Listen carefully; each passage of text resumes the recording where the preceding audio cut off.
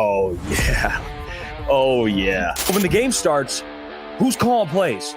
Who's creating plays? It's Ben Johnson. I think that if you're going to bring in a free agent, the biggest one out there, and this has been a guy that I've been kind of simping for, I'm not going to lie to you, Justin Matabuke. And the Pistons made some big moves today. Monte Morris traded, and we acquired an Italian. Would you have my attention? Now you're talking about putting this defensive line up with some of the best in the NFL, which is where the Lions should strive to get to. And I think what Brad Holmes is building here, the job he's done as a GM, he's elite, dude. When he got hit hard, I'm like, make him feel you. Make him feel you. It is time. It's crunch time.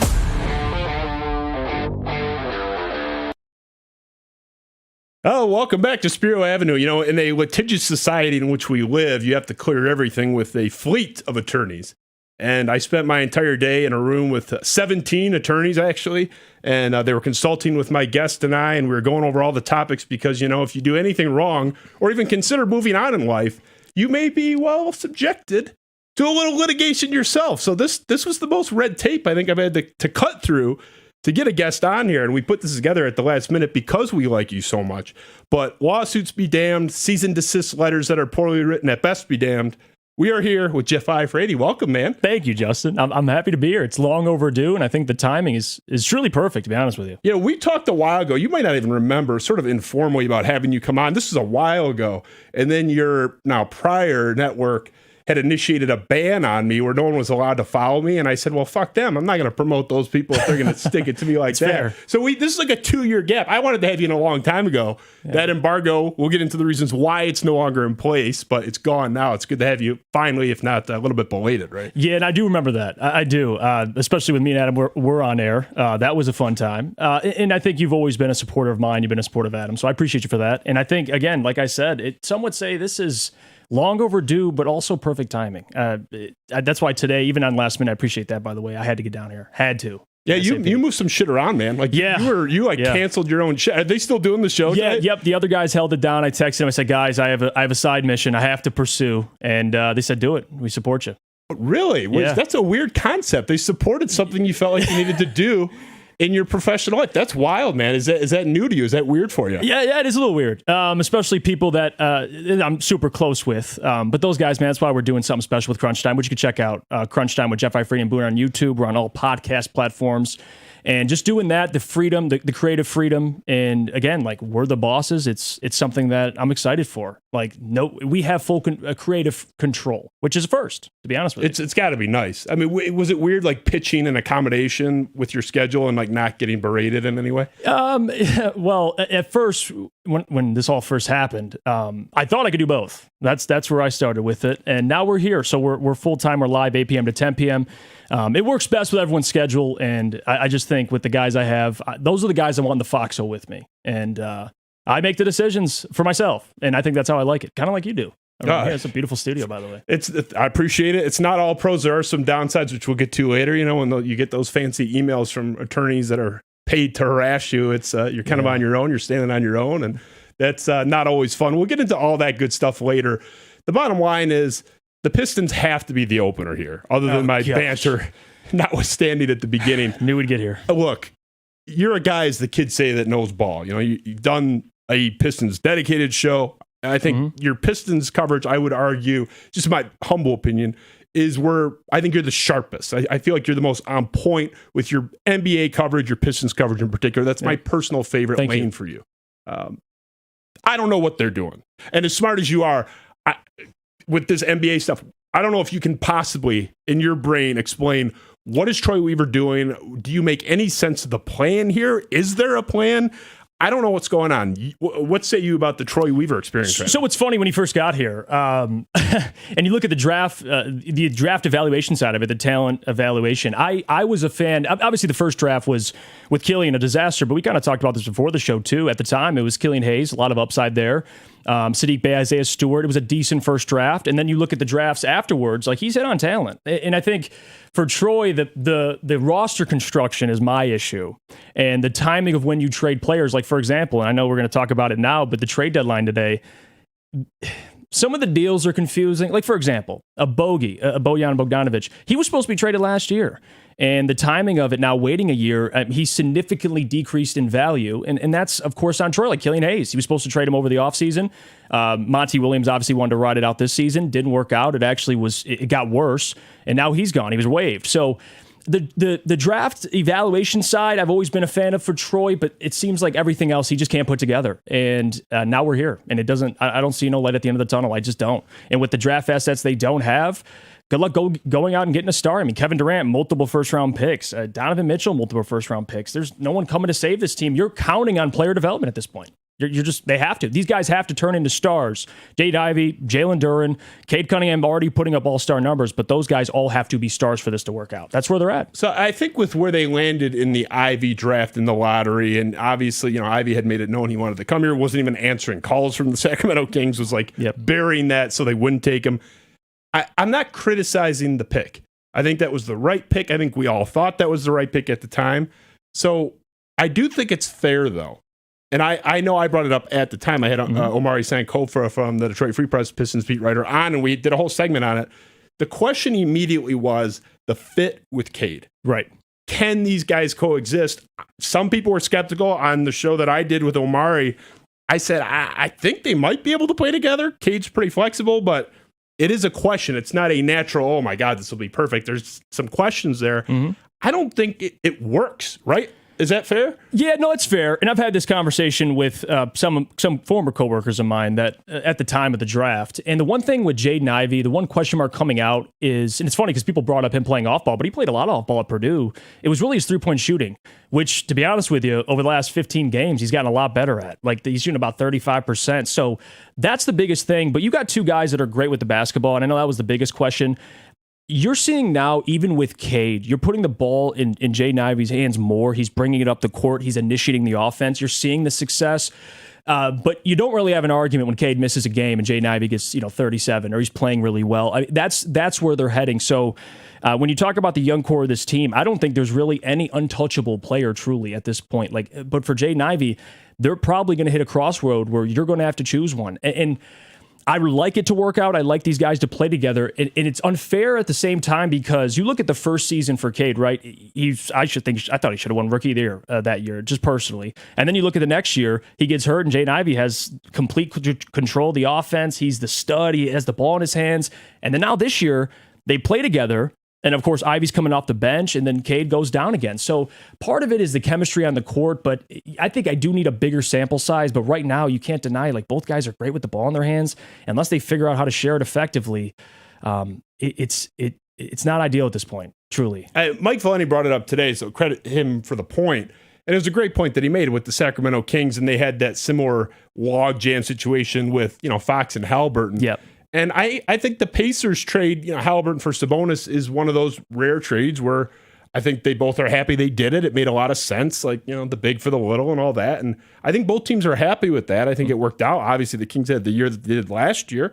So I think ideally you're looking for something like that. I don't know that there's another Sabonis perfect trade partner out there. But let's say there is. Let's say for whatever reason the Kings were going to give you Sabonis or somebody similar. You could get somebody like that. And you could recreate the trade. And that team says, you know what? We like Cade and Ivey. Take your pick. So the trade returns the same in this hypothetical. Oh, gosh. Who you keeping? Who's getting out? It's a great question. For me, and you like what Cade brings, right? Even though he's not as athletic, he's not as fast, but the basketball IQ, I'm a huge fan of for Cade. The size, the flexibility, the versatility. But you can't deny Ivey's upside. You could make an argument, and you might even win this argument, that he has a much higher upside because of his athleticism. It's funny that we're having this conversation over the last couple of weeks. You have Donovan Mitchell, you have Russell Westbrook. These guys coming out and complimenting Jaden Ivey and what he can be in the league. I would lean Cade just because of his leadership, but then you could hit me back with his inavailability, which I think at this point now is certainly a question. He's missed games this year. He missed all of last season. I think his problem is just staying on the court. At least for Ivey, when he's out there, and he's playing really well, and you see in the player development. So I think at this point I would still lean Cade, but it's getting closer and closer because if you're not available, there's the argument. I mean, Ivey's been available for the most part. So I would lean Cade right now, but if you want to pick Ivey, I have no issue. He has a high upside, man. He does. And if you're going to get into where it's close, Ivy's a little cheaper and another year of control before you have to pay the big dollars. So that's to me, it's a valid tiebreaker. It's a whole entire year of control before the salary gets crazy. So if you're close, that's the argument for Ivy. I think that is a tough question that anybody answering that might look really dumb on tape in 3 years. Either way, like somebody's probably going to look stupid on one side of that argument. But at the same time, I think you have to answer that if you're the Pistons, because it's not going to work. Yeah, and the big thing, too, like you brought up the Sacramento Kings, them getting Sabonis, like having to fork over Tyrese Halliburton, it might get to a point where you can go get somebody, but you're going to have to give up one of those two. Like, I know, Isaiah Stewart being traded, I don't know what you're getting for him. So for a player like that, and I mentioned it earlier, no assets, like you're going to be forced to trade one of your foundational players. Like it's going to be an Ivy or a Cade to try and land a Sabonis-esque player. And I'm curious what decision the Pistons go with, because Cade was the first overall pick, right? Like when he was drafted, he gave hope to the city, and certainly he's a great player. But you're right, like to go get somebody, unless these guys are able to play on the court together and they can both coexist and be all-stars, you may have to trade one of those guys. Those are your two best pieces, like Duren too, but I love Duren. And that's a guy that I think you keep around just because of his upside. But I can see a point, and I've had this discussion with Pistons fans. You're going to eventually probably have to trade one of those two. And I've heard a lot of Ivy, but I do think it's closer than people think. I do. And I think if you're going to go with the one more year of control, and he's cheaper, and he has a high upside, I can't really disagree with you. I just can't. I think it's a legitimate discussion. I don't think anyone's dumb answering it in either way. Had this discussion taken place between you and I in, let's say, November, right, it would have seemed absurd because Killian Hayes was playing more than Ivy was, and Ivy was playing like 9 minutes a night sometimes. Did he have like a game where he played 5 minutes or something? I can't, And then you have Monty, and I love Monty, but he's coming out in the media like kind of shading Ivy in certain points, talking about his defense. Yeah. It's been in, and then he comes out, he has 37, and Monty's like, oh, he's got a high upside down. Like, yeah, we know Monty, and that's why Monty, I think, is a whole nother debate or a whole nother conversation we could have. Because I like Monty, I just don't know if he's the right fit for this team with this youth. He's a guy you bring in when you have a squad ready to win, and I think this season it's just been a disaster. But I don't think Monty's absolved from any blame either, to be honest with you. Well, and that's kind of where I was going with this, honestly, because depending on whom you believe, he either said no to the Pistons twice or 3 times. There's no dispute that he said no multiple times. It's just, do we believe, Woj, who said it was twice, or Sharania, who said it was 3 times? He had rejected the Pistons multiple times. And they kept coming and coming, and I don't begrudge him that. At some point, the money gets so dumb where it's like, okay, gotta take it. I mean, it's almost irresponsible to say no. So I don't fault him for that. But when you have to keep making a run at a guy, and there's a difference between playing hardball and having options and having leverage, and just not wanting to do something and being paid to the point where you have to go. I think this was the latter. I do not think this was Monty saying, I think I'm going to squeeze a few extra dollars. I think he genuinely wanted nothing to do with coaching anywhere, but especially here. Isn't the Ivy thing a huge red flag that he had him sitting on the bench? He might be the best player on the team. Yeah, the fact that you started Killian Hayes is a crime. And you're seeing that now. I mean, it's funny, and we kind of were talking about this before the show, too, just the Killian Hayes arc and where he's come from. Like, he got waived today, and there was no trade suitors, and he's not a guy that, again, doesn't turn the ball over, but he's an offensive liability. Like, putting Ivy, if you're going to lose, what do they have, 6-7 wins now, almost in the middle of February, you better have Ivy and Cade out there together. Like, that's what I signed up for. If I'm gonna win 10 games, it better be with those two for the most part, if they're healthy. The fact that I had to watch Killian Hayes at any point this season, and now you got Sasser coming along, he looks really good too out of Houston. But that's a crime. Like the fact that you and again, I'm sure again, Monty, we saw what he did with Phoenix, but that is a god-awful decision. Like, to even think that having Killian Hayes in the starting lineup was going to benefit you anyway. And having Ivy come off your bench like he's some gimmick player, 6-man player, he has high, and you're seeing that now without Cade. That was just dumb. And I hated it from the start. I think most fans hated it. And now you're seeing it play out this way. Like, he just got waived. Yeah, sounds about right. Yeah, and we saw that coming. And you nailed it. The entire purpose of this whole thing the last couple of years was, can these two play together? We were robbed of that last year. Nobody's fault. Cade got hurt for the 17th time because he's not eating enough meat or any meat. So it's going to happen. He's going to be hurt a lot. That's what happens to these poor guys. Sorry, Kennedy Broadway. I apologize.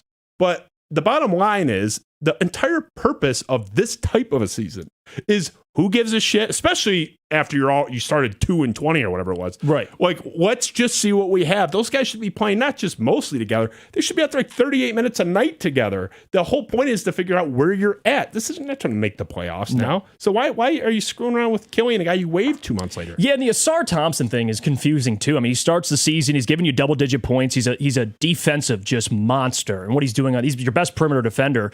And now for a team that is first or second, one of the two, in the league in turnovers, and you're not forcing turnovers, and you have a guy in Asar who's getting you 3-4 stocks a game. It's like, what are we doing here? Like, do I want to watch Kevin Knox? I mean, he's gone now, but at the time, do I want to watch Kevin Knox every day? No. Like, that's why I brought up that point. Like, if you're going to win 10 games, it better be with Asar, it better be with Ivy, and it better be with those guys in the starting lineup. Like, especially for Pistons fans that you're still trying to keep bought in. Like, there has to be a reason. There has to be some pathway. If you're going to have to endure this, like you said, at least you're watching growth. At least you're watching. Now you got Asar Thompson playing 10 minutes a night, 15 minutes a night. Some nights he plays 25 if he plays well. Like, we're past that. Like, we're past that. These guys need as much experience as possible now. And it just seems like this year it's been confusing with that. Like, Asar Thompson not being in the starting lineup, I don't get it. I just don't. Not in the starting lineup. He's not out there when these games are close at the end. Absolutely. And for as bad as they are, I mean, looking up, the Pistons have had plenty of close losses where, maybe even at the end they lose by 12, but they're down by 4 with 3 minutes left. Right. Like, he should be getting those reps, not just general experience, but in those situations and game situations. Let him shoot, even though he sucks at shooting. Like, just get him a little bit game adequate, maybe.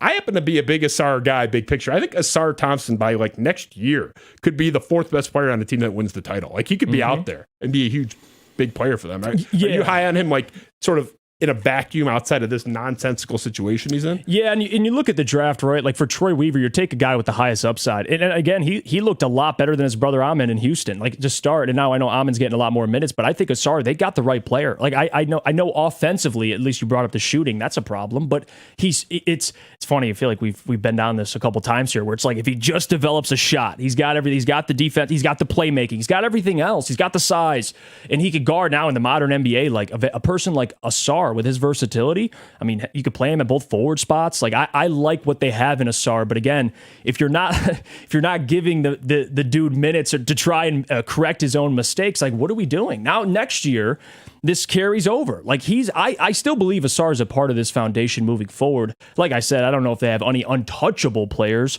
but Asar is definitely one of their most promising. If you talk about upside, Justin, you could argue he has one of the highest upsides on the team. I would give you that. I think he's a stud, honestly. And even if the shooting doesn't develop, save for basically 1.5 years, Draymond Green can't shoot for shit and never could. So valuable. I mean, out of nowhere, he had two good shooting seasons. Like, I think it was like his 4th and 5th year. And then it went right back down. Not a shooter. The guy's a multi-time defensive player of the year. He's always in the top 5 in the vote for a good reason. And he's the edge of that team. And even Steph Curry said, like, I don't know if we win a single title without that guy.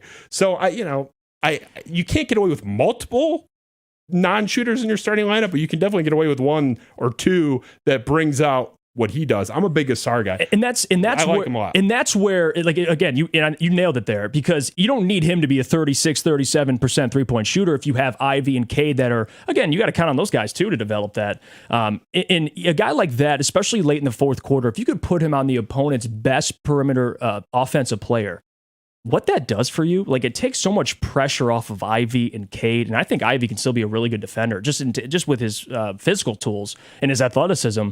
But, like, you're absolutely right. Like, even if let's say he doesn't develop, let's say he's just not a great 3-point shooter for the rest of his career, he still brings a ton of value. He's a smart basketball player, for especially not going to college. He just goes right to the overtime league, develops. Now he's in the NBA.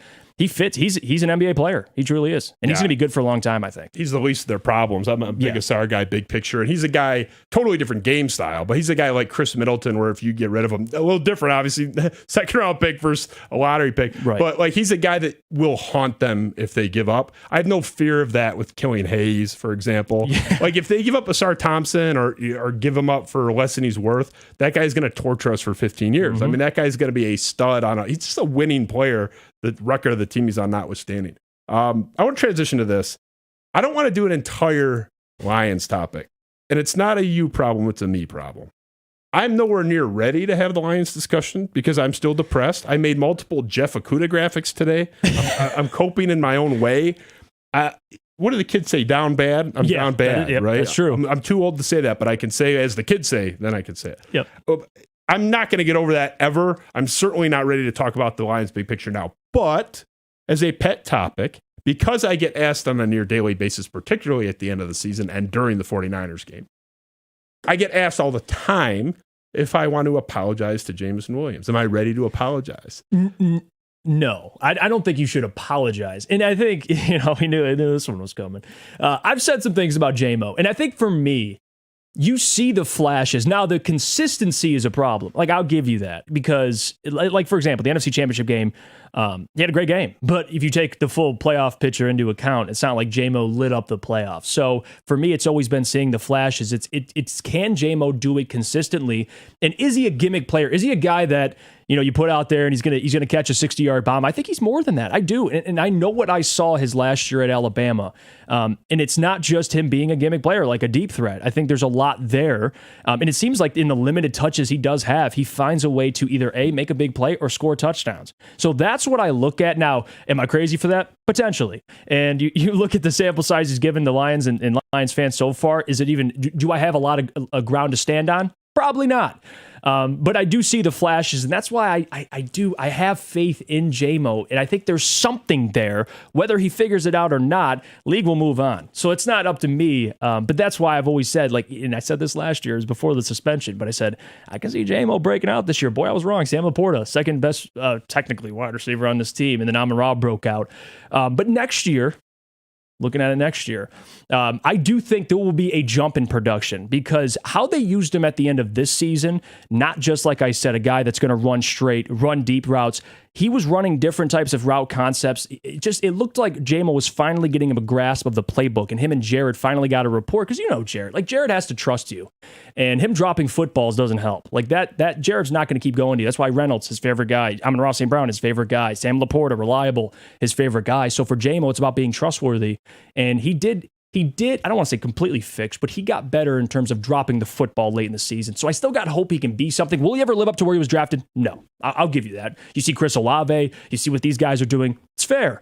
But I'm still holding on to the hope that J-Mo can be a serviceable to good player for the Lions. You have Amon-Ra St. Brown. You don't need him to be a 1,000-yard guy. You got Laporta, who's going to be a 1,000-yard tight end. So, unless Jared passes for 7,000, I think we can halt on the expectations for J-Mo. But I do think something's there. But we'll see this season. That's the issue I have is the guy will have one 27-yard catch, maybe even a really pretty-looking 27-yard catch, and it'll be for his third catch in a month.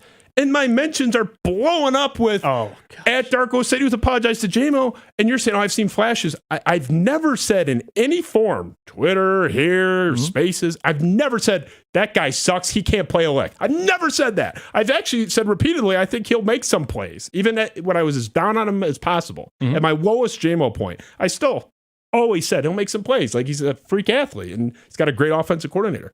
But that's not what you traded up for pick 12 for. And you did that knowing you were basically effectively punting most of, if not the entire first year, ended up being the entire year. Yes, he came back, he had one catch all year. So people have to understand, he's not getting graded on a curve here, right? He's a 12th overall pick. Like, he's got to be a star, right? Yeah, no, you're right. Or it's a disappointment. Yeah, and I think that's fair, right? Like, you have Amon-Ra St. Brown, who's a 4th-round pick, and he's an all-pro wide receiver. Yep. You have Sam Laporta, who's a 2nd-round pick. He's an all-pro tight end. Like, Josh Reynolds, who you ended up picking up. Don't say his name ever. Okay, I don't want to talk about that asshole. The man who we should be playing in our Super Bowl right. Sorry, the man who had key drops in the biggest game of my lifetime. What he did, they picked him up off of waivers, and he seemed to be immediately reliable. But again, it goes back to Jared has to trust you, but that's on J-Mo. Like, he has to show something, and that's why I said, like, is he ever going to live up to that pick? No, he won't. It's about, can he contribute to a team that's going to contend for a Super Bowl? And I do think he can. I just think now you hit on 2 studs, not in the first round, ironically, that are just much better. And there's no way to argue against it. Oh, you touched on it. Let's dip into the ceiling, because you even mentioned it there, the 1,000-yard mark. And That's what I pulled of your comments on your show. I knew it was coming. You guys, well, I mean, you were actually the most tame, believe it or not. I mean, your co-host, I was like, how many yards do these guys think one team can have? He goes, yeah, I got Amon-Ra down for 1,700. I got Laporta down for 1,600. And I got J-Mo somewhere between 12 and 13. I'm like, who? They didn't count Gibbs yet. It's like, how many yards do you think this team's going to pass for? Ben, can you roll a little cut of the Jameson 1,000-yard hour on Jeff's show, please? What kind of year are we expecting out of Jameson? And for me, I've been a big fan of J-Mo. You see the talent. I don't think it's hard to see it, right? If you're a guy who goes off strictly production and you look at stats and you go, well, in these games and the role he played, he's bad. Okay. For me, you watch Jameson Williams, and I think on the biggest stage, when they needed him, he showed up. He can go out next year, and I'm going to say it, get 1,000 yards. Okay, that was, believe it or not, by far the most tame. Your co-hosts on the Crunch Time Pod were up into the 1,400-yard range. Yeah. Look, you said, first of all, let's start with this premise. Do you agree that the last few weeks, the playoffs, maybe very end of the regular season, is the best we've seen J-Mo in the NFL? That's kind of objectively true, right? Yeah. It's certainly that NFC. Like I said, and I do stand on that part of the take because in the biggest moment, he did play well, and he scored huge plays, like especially that 40-yard TD run. So, 1,000 might be aggressive, but I did thinking in the math. I'm like, that's about 60-ish yards a game, roughly over a 17-game season. I'm like, it is possible. Now you're looking at the 49ers offense now. Like you had George Kittle get 1,000, you had Ayuk get over 1,000, you had Debo get close to 1,000. What makes you think the Lions can get 3 1,000-yard receivers? I don't know. One of those guys like a Laporta is going to have to have an 800. It's just you're not getting 3,000-yard receivers. So that's me kind of banking on the big playmaking ability and him taking the next step. But I do realize that is a stretch. I'll give you that. I mean, Amon-Ra gets 1,000 in his sleep now. He's like 1,500 this year. Easily. Laporta was like 898 or something, or 896, whatever it was. Ben, can you let's throw up J-Mo's playoff stats, because people are acting like the guy had some explosive all-time great postseason. That looks like one solid game to me. I mean, 3 games, 6 catches, 79 yards, the one pass touchdown reception, and obviously, the aforementioned 42-yard run in the NFC Championship game. But like that's a contributor. That's not a star receiver. 6 catches in 3 games, it's for 79 yards in 3 games, in games that had some touchdowns in them. I mean, I just, to me, he is, even at his peak, been a guy who's helping. Right. He's contributing. He's not a dud. I like that he's there, but I just don't see him as being anywhere near what I had thought he could be and what so many others did and what I think Brad Holmes thought when he traded up for him. The 1,000-yard thing, I had to do the research because I thought it was crazy when I heard it, and it was as crazy as I thought it was when I heard it. Oh, gosh, you got stats. I got numbers. Well, Adam knows. I don't say anything, Adam. You might get sued, even if it's just a laugh, if they detect your laugh. But this is a pretty rare feat.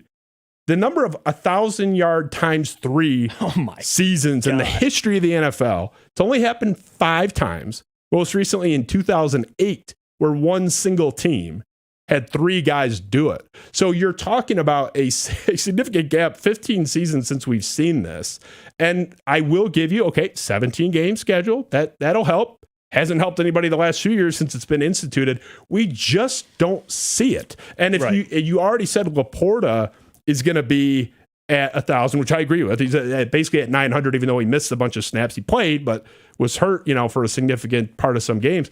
Like, we all agree he's going to be a 1,000-yard guy. So if you're putting J-Mo at 1,000, and we all agree Amon-Ra's a shoe-in and Laporta's basically a shoe-in, the Lions are going to be doing something that hasn't been done since, George Bush was still in office. Yeah, and to be honest, Justin, I'll just back myself in a corner here. You're not including the 2 potential 1,000-yard backs. So now Gibbs is possible. I wouldn't put Montgomery in there. But regardless, 2 guys that are going to have close to 2,000 yards. We'll just say 2,000 yards from scrimmage, right? And I'll just go there. So yeah, I get that. And you're gonna. Here's the thing with that. I'm not taking into account obviously injuries, which that can have an effect. It's why Debo partially didn't hit 1,000 this year for the 49ers. But the other thing is the Lions offense isn't pass happy. Like I don't see a scenario in which, like you said, Amon-Ra is going to get his 1,500. I just think that's where he'll be. That's just what Amon-Ra is right now. And his ceiling, I wouldn't put a ceiling on him. Sam Laporta, if he's healthy, I mean, he had almost 1,000 and he missed a game, didn't he? I believe in the regular season or so. So he's a 1,000-yard guy. I'll admit, the J-Mo thing is a little aggressive. Now, can he get 600 yards, 500 yards? I think so. I think he can increase his production. I think for this year, missed the first 5 games, and he was just kind of pulled along until the last part of the season. I think he can definitely maybe double his current year. He had 300 this year, but 1,000, I'll admit, is aggressive. Yeah, I mean, certainly the 1,400. I can't remember which one of the. I feel bad. I normally like crediting people. We were under a time crunch, no pun intended, putting this together. But yeah, I mean, and really the premise of the setup there wasn't to say, "Oh, gotcha, you said something dumb." I'm just trying to frame it like I've heard that take a lot, and I don't know if people realize what they're saying. I think we have to, for our own sanity, go into this. Now, you mentioned injuries. If Laporta goes down, a bunch of targets open up. Amon-Ra goes down, God forbid either of those two things happen. Yeah. A lot of targets open up. That's different. So don't at me if some weird thing like that happens and then a situation changes.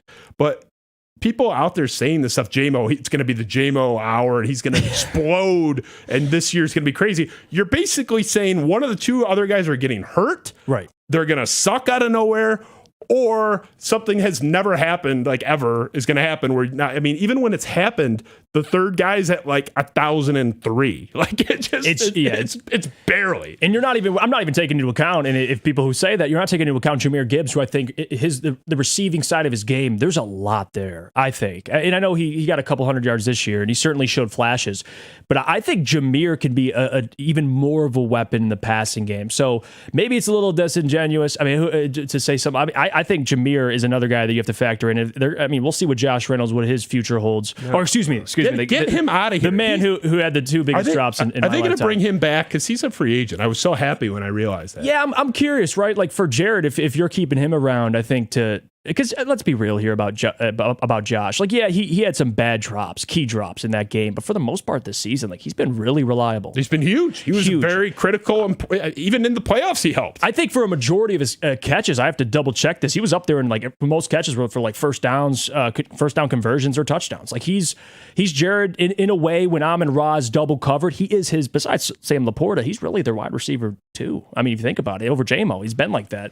And he's been really Jared Goff's safety blanket if Amon-Ra and Sam Laporta are covered. So I would be open to re-signing him, but at the same time, like let's be real here. I think this wide receiver core, and we'll see what they do in the draft later in the rounds, but I don't know if he's a must re-sign, but I'd be open to it because again, you got to keep your quarterback happy. If you're going to re-sign Jared, you better re-sign one of the guys that you can rely on. And he's another guy that he does all the right things, right? He loves to block. He's reliable. He doesn't get hurt.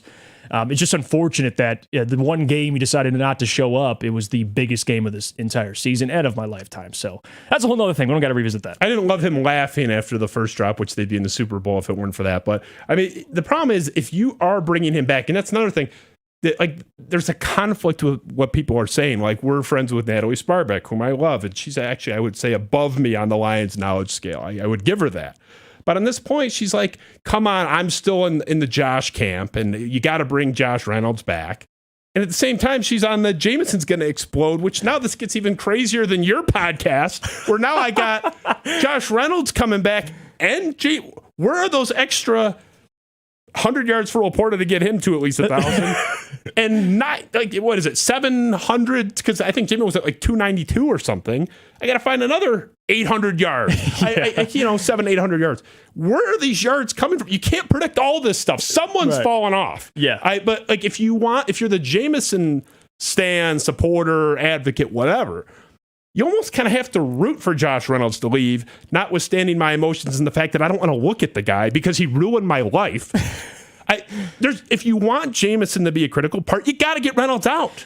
Right? Yeah. There's only so many targets. Yeah, especially the role he played. I mean, you look at the games he had this year, and just like I mentioned before, like besides St. Brown and Laporta, Josh Reynolds was a safety. He was a safety blanket. Like, and again, if my prediction comes true, hope it does. Jameson Williams getting 1,000. Like, yeah, you're right. You're gonna have to let go of Josh Reynolds. And I think with what they've built so far, I don't know if Josh Reynolds is an integral part. I think when you look at guys who need to re-sign, we could start with Graham Glasgow. He's way more important to what they do. If you're going to re-sign guys on the offense, I'm looking at him first. You're starting at the offensive line. Josh Reynolds is great, but at the end of the day, you're already paying Cam Sutton $11 million, which that's a whole nother thing. But no, I wouldn't be mad if Josh Reynolds walked. I just wouldn't. I think they can replace Josh Reynolds. He's reliable, but again, like that's why you have an Amon-Ra. That's why you have a Sam Laporta. Like they'll be all right. His passing game ain't going nowhere. If you're a Jameson fan and you want to be dunking on people next year, you better hope he's not back because, I mean, you're right. Goff will throw to him because Goff loves him. I mean, we'll see if Goff will forgive him. I know I haven't yet.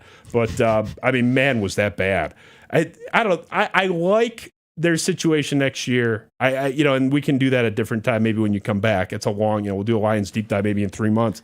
But I do think there's legitimate questions about where they go with the defense. I think they were escaping. They were not a smoke and mirrors. They were a legitimately very good team, but they were hanging on by a thread, just giving up 180-yard games, 220 yards to CeeDee Lamb. Right. Just ending on the Lions here. It's got to be a defense draft, right? Yeah. I think if you're going to draft an offensive player, you better go guard or somebody that can play guard center, like someone that's more versatile on the offensive line because they lack depth there. Like they're a linchpin, a Frank Ragnow away from having a completely different season. He might be retiring. He might be retiring. I hope not. That should be number one is getting in his year. Yeah, so I think if you're going to draft offensively, you're looking at the interior offensive line because Jonah Jackson, we'll see what happens with him. I know he was unavailable for the San Francisco game, and they had a 17-point lead. So I wouldn't be mad if they didn't re-sign Josh either. But yeah, for the most part, I mean, you're looking, let's just be real here, corner, another edge. You need someone else who can win one-on-ones because I know James Houston, when he was returning, people were like, James Houston, he's going to come back. I guess guys, coming off a severe injury, he's not going to be James Houston yet. Like, that's the issue. And you saw that in the 49ers game when Hutch couldn't get home, they were screwed. And that's something they're going to have to address this offseason. Like, you need somebody else on the other side of Hutch that can command attention. Now, whether they do it in free agency or the draft, they got to draft an edge rusher. And I mean, if you want to talk more on the defensive line, like I wouldn't be mad at another defensive lineman next to Aleem McNeil because they got Benito Jones in there and he held it down. But they got to upgrade that defensive line. And then, of course, corner. I like their safety room. I think Iffy next year is going to have a huge year. Kirby's going to give up plays, but he's a playmaker. And then you got Brian Branch, who's a stud. So it's really corner. You got to find a number one corner. And I don't know if they can get that as a rookie. You're going to have to look to free agency, in my opinion. And hopefully it's not spending another $11 million annually on a corner, but they're going to have to draft a corner. Preferably it's in the later rounds. I don't think you take a corner in the first round. We'll see. They could trade back Brad Holmes because they're at 29. We'll see if he trades back. But yeah, I think for the most part, besides interior offensive linemen and maybe a kicker, we'll see. You sign a veteran kicker. They got to solve that issue so Dan Campbell doesn't go for it every damn time. But that's a whole nother thing. Yeah, you want to draft him for the most part defensively. Absolutely. Yeah, corner and edge. I mean, you can mention interior defensive line. I know you said offensive line too. That was one of the best rush defenses we've seen in 5 years. I mean, nobody ran on that defense, which just goes to show how bad their pass defense was, that their defensive DVOA was kind of shaky with a dominant run defense in place. I'm ready to get fiscally responsible for Danielle Hunter. I don't care what anybody says. Like, let's get stupid. I wanted to trade. I said I would have traded what ended up being now the 29th pick because there were reports that people are always yelling at me, you're just making up stuff. How do you know he was even available? They would have never traded him in the division. First of all, they just did a trade with the Lions in the division a year ago. Right. So throw that out. And this guy's a pending free agent. He's not even a guy who's under contract. So it's even more of an acceptable. The guy's going to walk in or could potentially walk in 10 weeks anyway. That whole thing was dumb to begin with. But also, I just think there were multiple reports that they wanted a first round pick. The ask was high. And if someone met it, they were going to do that. I would have traded the 29th overall pick for him because I think you're in the Super Bowl and, in my opinion, would win it if he were there. But you have to add that. That to me is obvious. And I don't care whether you go draft for one, free agents the other, flip them, some combination, draft 3 corners and hope one of them pans out. Like, they got to figure it out. I would draft 2 of each, honestly. Yeah, I wouldn't be mad if they double dipped. I like the Danielle Hunter though. I like that because he's I mean, and Brad said this talking to the media too, that their plan is to draft, develop, and like that sounds great. And he's done a great job of that. But eventually, no team has just gotten in one Super Bowl just by drafting. Let's be real here. Like, you're going to have to be aggressive. And maybe it's the trade deadline this season, maybe it's the off season. I think Danielle Hunter would be great. I'm curious how much money he commands, but they got plenty of money freed up. And you got guys that are locked up under contract. Now, you got Amon-Ra St. Brown, you're going to have to pay a Penei Sewell, a Jared Goff, which you don't want to obviously lose those guys. But Danielle Hunter's a piece that, I mean, if this defense was close, I mean, you put them top 10, they win. I think they're in the Super Bowl, and I think they could win the Super Bowl at that point. That's how close they are. So with Danielle Hunter, like, yeah, you'll solve the cornerback position, but that's a dude that can affect the game. And like you said, if you had Danielle Hunter that Sunday against the 49ers, things could be different. Like, that's the type of player he is. He's a game changer. He was a defensive player of the year candidate for most of the year. I mean, that's the type of player he is. Purdy had I think 5 for 45 yards rushing, but like 4 of the 5 were back-breaking scrambles on third down. I mean, like, that doesn't happen with Danielle Hunter. Danielle Hunter, and the knock on Danielle Hunter is he's sort of narrow focused. Like, he's not an all-around player like a Myles Garrett. Like, he's terrible, relatively speaking, for his profile against the run. I already got a great run defense. I need that guy to do one fucking thing. Sack the guy standing with the ball back there. Yeah. And he's got the 3rd highest sack rate in the NFL since 2016. The 3rd highest. I mean, he does this as well as anybody in the last 10 years. What are we talking? Oh, he's not well-rounded. I don't need him to be well-rounded. I need a guy that's going to sack the quarterback. I already have a top 3 run defense, motherfuckers. Yeah, and those guys are idiots. I'll just say that. Like, you look at Danielle Hunter, and look at the Vikings. Like, this year, I thought their defense would be awful. Brian Flores comes in. Danielle Hunter's their best player by far.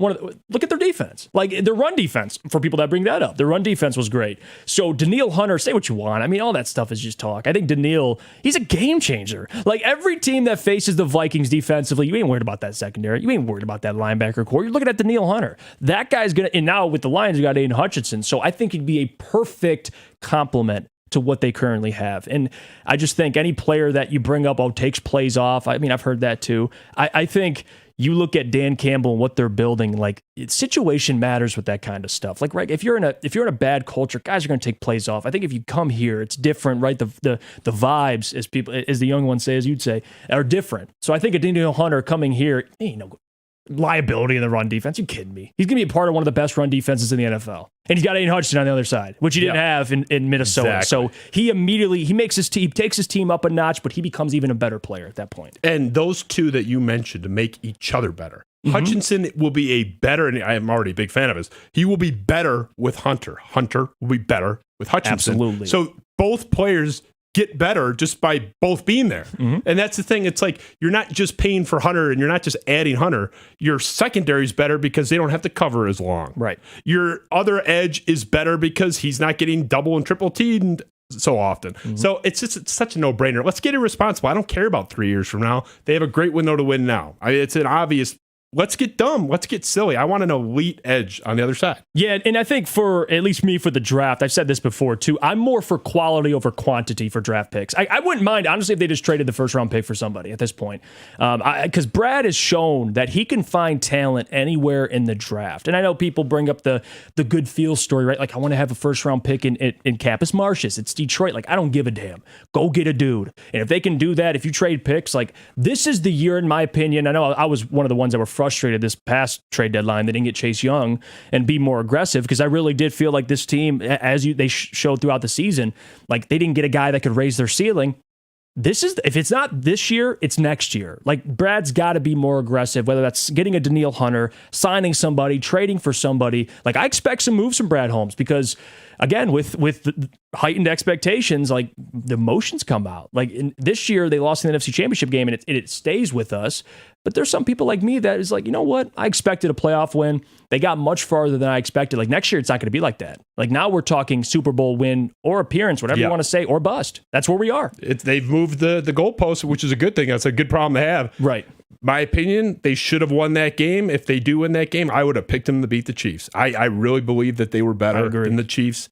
You respect Mahomes. I'm never going to say, oh, it's a cakewalk. It's fucking Mahomes. We get that. I would have picked the Lions. I think they're kind of like already there. But yeah, they could have effectively, in my opinion, clinched it. Now that's hindsight, had they been more aggressive. At the same time, we know sitting here now, we can project it's probable that Brad Holmes is going to draft some guy who's fucking awesome and at pick 60 or whatever it is. So it's death, taxes, Brad Holmes hitting on late round draft picks. That's where we are. It's great. There's some Pro Bowler that we don't even know about that we're going to get in the third round. So and we're all going to hate the pick. That's how it goes. I'll give him that. Speaking of hate, you hated some aspects of your prior profession. Your prior drink my water job location. So we'll kind of finish on this, and for those that were patiently watching, I had to get the real stuff out of the way before we got into the salacious gossip and all that stuff. But you obviously had a big change in your professional life, and obviously naturally that's going to cross over to personal life, and that's it affects everything that you do and your mood, and that's something that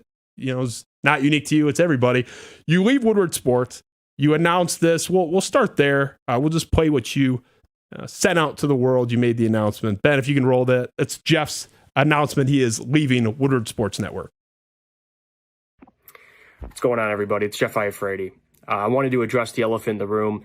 Recently, I was pulled off of the Morning Woodward Show, and that was because I started my own podcast.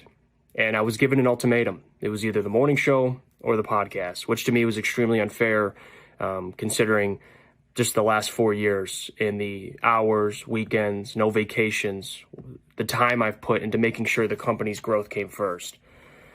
I felt betrayed. I was pulled off of the morning show during the biggest week in Lions history.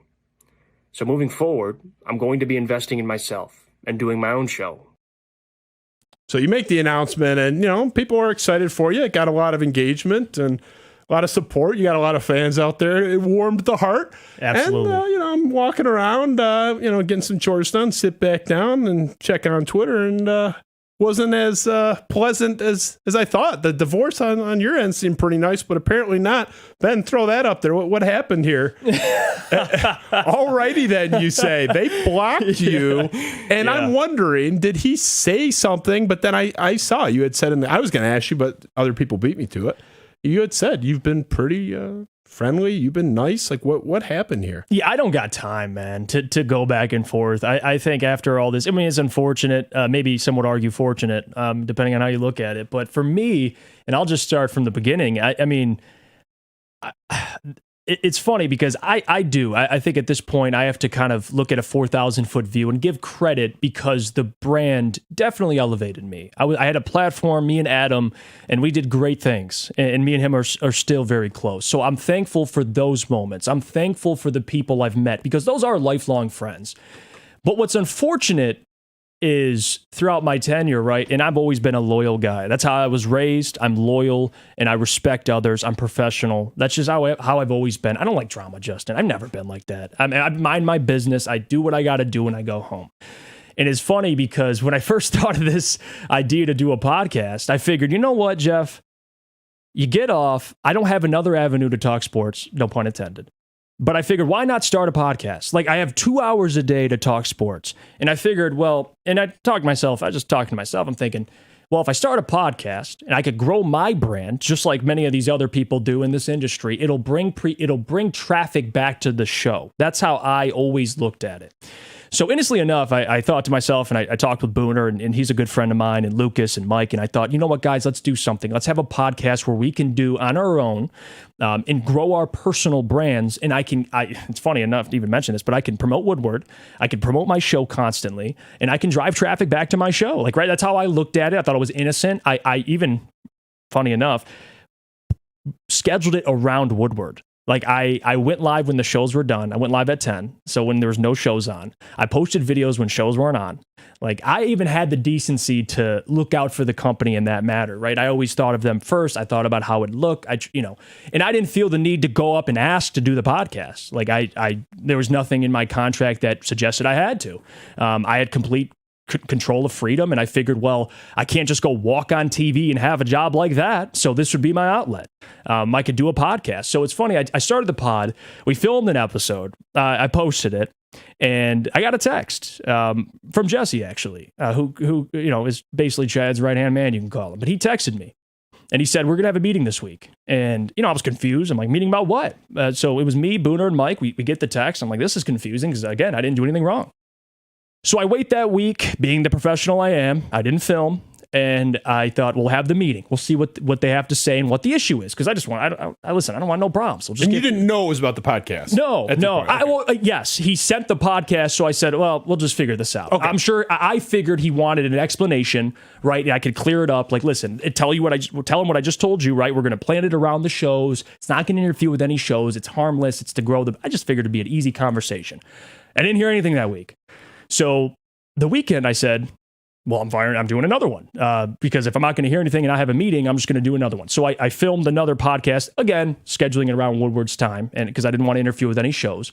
Uploaded that podcast, and then the Lions played the Buccaneers, and they won. And I got to watch with my dad. I was ecstatic. I couldn't wait to do the show on Monday. I was fired up. I mean, I couldn't sleep. I was so fired up. And about 8 o'clock comes, and I'm recording again. Because I thought, you know what, let's do a reaction video to the Lions winning, and then I'll share my true thoughts, because I was going to give a basis discussion, but really I was going to go in on the morning show. And I get a text during the live stream on crunch time, and it says, stay home tomorrow. We got you covered. So I read the text on air, and I immediately, chills through my body, because again, I don't want problems. So I'm thinking to myself, are you serious? I can't do the biggest show of my lifetime on a show that I helped build from the very beginning.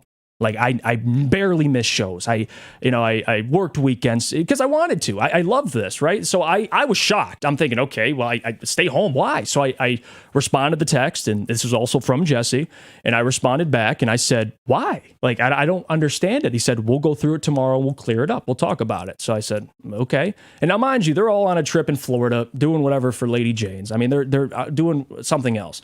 So they had time to text me and tell me to stay home. So I didn't do the show Monday. I'm crushed. I mean, this is the hardest point of my career. I've always wanted to be there. I had the FOMO. I didn't want to miss out. And Monday comes along. I'm sitting there. I'm waiting. I watched the show because I'm sitting there. I want to know how it went. People are asking about me. People are talking. Did he sleep in? Did he drink too much? Now I'm like, I can't speak on it, but it's hurting my pride, because I'm like, I didn't drink too much. I didn't do any of this. I drank Pepsi at the bar watching the game. I'm like, I just want to be there. So I wait on Monday. I didn't hear anything. So I get another text from Jesse that night, and he said, stay home on Tuesday. So I go, okay, so this is where it's heading. I haven't gotten a clear upfront discussion, like a man, to talk to me man to man and explain what happened. You're going to keep me dangling around your fingers. So I said, okay, fine. I'll be the bigger man. I'll miss Tuesday. Tuesday comes around. I have a meeting with Jesse individually. He basically tells me that this ain't going to work. You got to do one or the other. And I explained to him kind of what I explained to you about how I didn't see it as an issue. I thought in my mind, thinking innocently enough, I look up to guys like Shannon Sharp in the industry. I watch a lot of these guys, Nick Wright, and they have all their own podcasts, right? And it traffics people back to their shows. So I thought, okay, I'm confused. And he said, well, meet with Chad. We'll have a meeting. So I said, okay, let's do it. I want to clear this up. So I had the meeting with Chad and Jesse about the podcast, and that's when a line was essentially drawn. It was very clear. It was choose one. You can't do both. And now, mind you, the podcast is getting traction. It's something that I started, I had pride in doing. And it's not like I was doing it to hurt Woodward. I just figured I'd do something on the side in my free time. So it was a hard decision to make. I had to talk with my family, my friends, and some personal people in my life. And I had to make a tough decision. I thought to myself, I'm not going to go through what he said he essentially said one thing that bugged me the most, and it lit a fire under my ass. And he said, we can put anybody in these seats and we'd still be successful. He said that verbatim. And that's what ticked me off, because I'm a competitor. I look for shit to motivate me. That's how I always am. So when he said that, I said, okay. And then he also said, funny enough, Jeff, you're one of the best at this network. You're a great kid. You come from a great family, and this isn't no hard feelings. And I respected that, right? I don't want like I told you, I don't want no problems. I just want to be able to do what I want to do, right? Do something that I felt like I had freedom to do. But then in the other breath, he said, we could put anybody in these seats and we'd still be successful. The only reason why your channel's getting views and subscribers is because of us, is because of Woodward. You're taking my talent, my personalities, and doing something on your own. I said, Chad, I didn't look at it like that. I looked at it as, we're making content in our free time. We have Woodward all over the place in our stuff, promoting Woodward again. And yeah, that was it. And I know there's been questions regarding a revenue share. There was nothing that was discussed. He said, I might think about that. There's nothing. It was choose one. He said verbatim, there's a line in the sand. There is a line in the sand. And I thought that was very clear what he meant by that.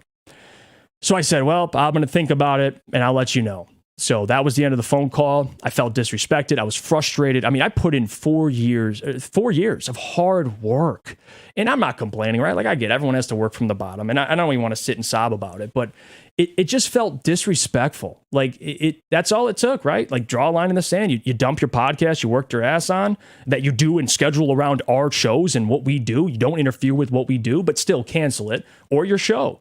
And I felt I was still sour about taking me off of the biggest show in my career because of that. And again, I told you, we had a meeting scheduled the week prior. Didn't have it. So how is that my fault? So I thought about it. I talked with my family and of course my dad and had some deep discussions like, Jeff, you've been dragged around. Like, are you going to keep letting them do this?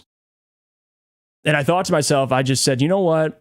I got to stand up for myself. Something in my gut was telling me to jump. Like, it's like jumping without knowing you have a parachute or not. And I said, you know what? Screw it. Like, there's a point where it gets to where you just have to stand up for yourself. And I've never done that. I've never caused problems. But at that time I said, you know what? Screw this. So the next day I waited and I sent my resignation letter. I sent it that morning. I wanted to be professional. I wrote a resignation letter. I sent it. Didn't hear a single reply. And I still haven't gotten a reply. Haven't heard a response since. Funny enough, that was it. That was all she wrote, right, Justin? Just sent my resignation and it was see you later. Are you sure they got it? Yeah. I mean, I sent it to 3 emails. But yeah, I don't know what happened with that. And the rest is history. I pursued my podcast and there was never, I mean, they don't, that's all it is. It's like, hey, thanks for 4 years of working. And of course you had the number one show on the network with Adam, without Adam. I competed for the number one show on the network. It was very successful. I put my blood, sweat, and tears into that company. And then that was it. It was like, all right, on to the next guy. And it's disappointing. It is, but I think also it's a blessing, Joe. I do. I think it's a blessing. And I'm more happy than I am now than I've really ever been since I started. Like, truly. I have a fire lit under my ass, and I think that's what I needed, truly. And I have a different level of appreciation and passion for doing this and to connect with people like you, yourself, and many others that reached out and showed me love and reached out, and honestly, a lot of people reached out and said, you're better off. I was surprised with how many messages I got. I got people hitting me up that I never spoke to in this industry that are pretty reputable. I mean, they hit me up directly and said, you know what, Jeff, like, good for you. Like, you're better off. Like, and that's funny because while I was at Woodward, I didn't get a single reach out. It's almost like you're guilty by association. And I learned that just because I'm young. I learned that leaving. I was like, man, I was associating myself with that. And I think now it's opened up a lot of avenues. And again, I appreciate for what they've done for my brand. And of course, I put in a lot of work to get here. But that I'm happy that book's closed. I am. When I hear your story and when I saw it in real time, here's my question for you. Did you not deserve, absent doing something egregiously wrong, some type of egregious misconduct, did you not deserve and earn the right to do that Monday show in that moment? Absolutely. I think I deserved it. I mean, the least you could have done, or they could have done, is allow me to do the show, talk to me after.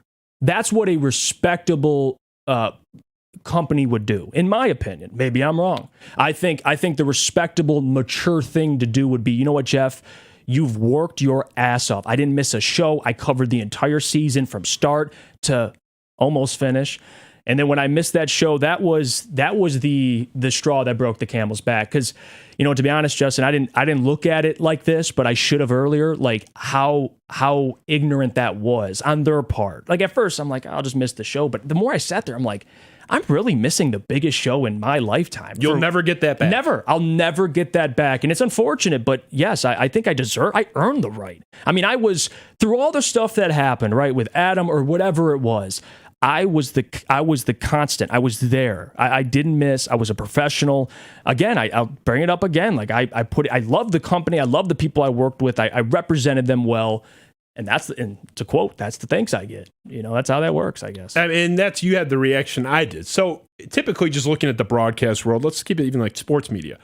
When you pull somebody off the air, their immediate pull off the air, it's, the Brenneman example with the Castellanos meme. You're saying gay slurs on the air, or there's some egregious breach of conduct, or there have been people that have slipped down and accidentally said the N-word somehow. I don't know how that happens, but that's happened. Immediately pulled off the air. you don't immediately pull somebody off the air for something that's non-criminal. They haven't been arrested. They haven't said anything on air. Right.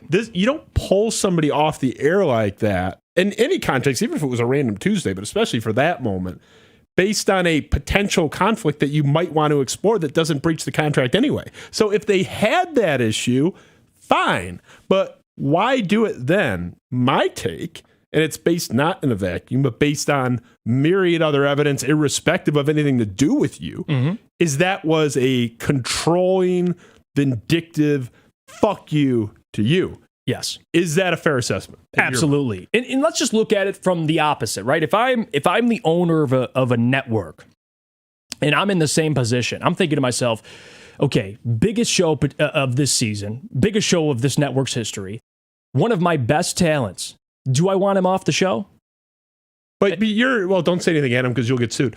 You're interchangeable, though. You're an interchangeable part. And that's where it comes to. Like, just look at it screw my opinion. Let's look at it from their opinion. That is an awful business decision. I mean, I would rather, if I'm that butthurt, and it's a whole other thing, and I'm nowhere, I don't have that thought process, but let's just say I'd say, you know what, finish the show. And then we'll talk, because I'm at least going to get you on the show. The fact that they, like you said, it's a control thing. It was I'm going to get you.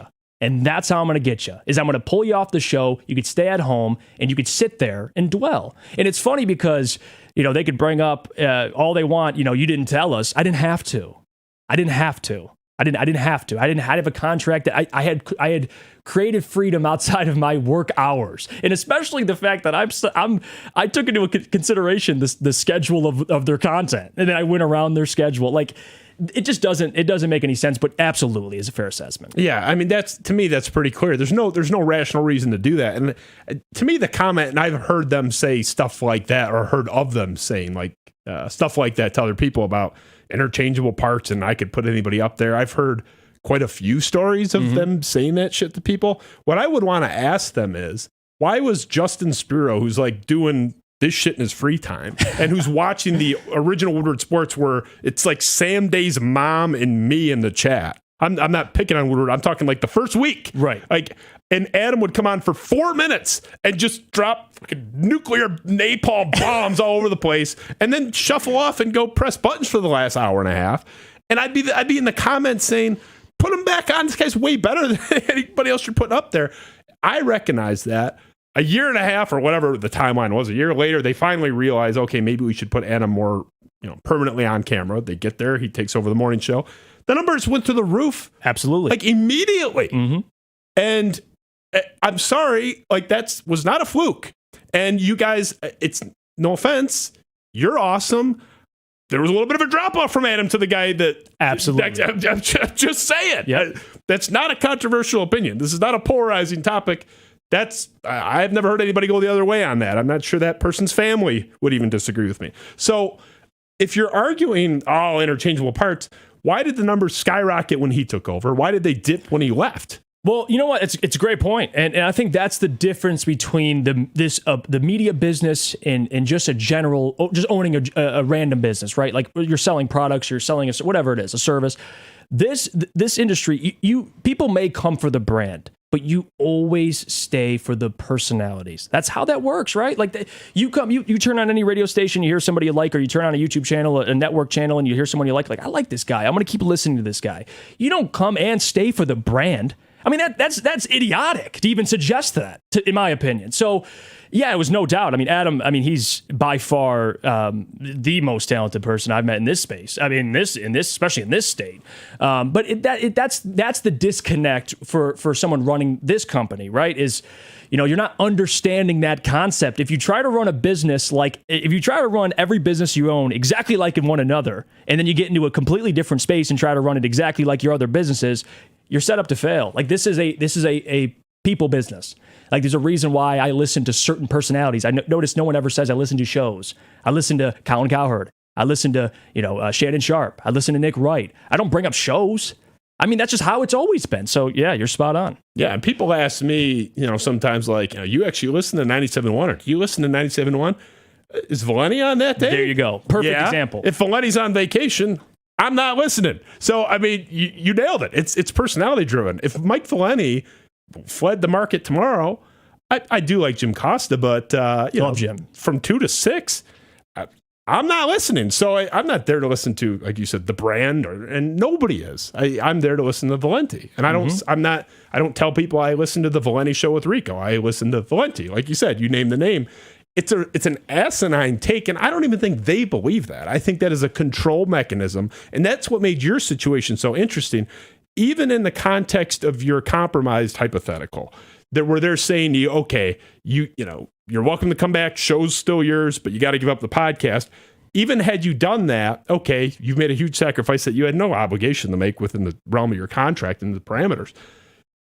By the way, still, you're lucky that we're letting you have this because you're interchangeable. You're a swat. So even when they win, they want to win and dunk on you and remind you, right? Really, you're not that important.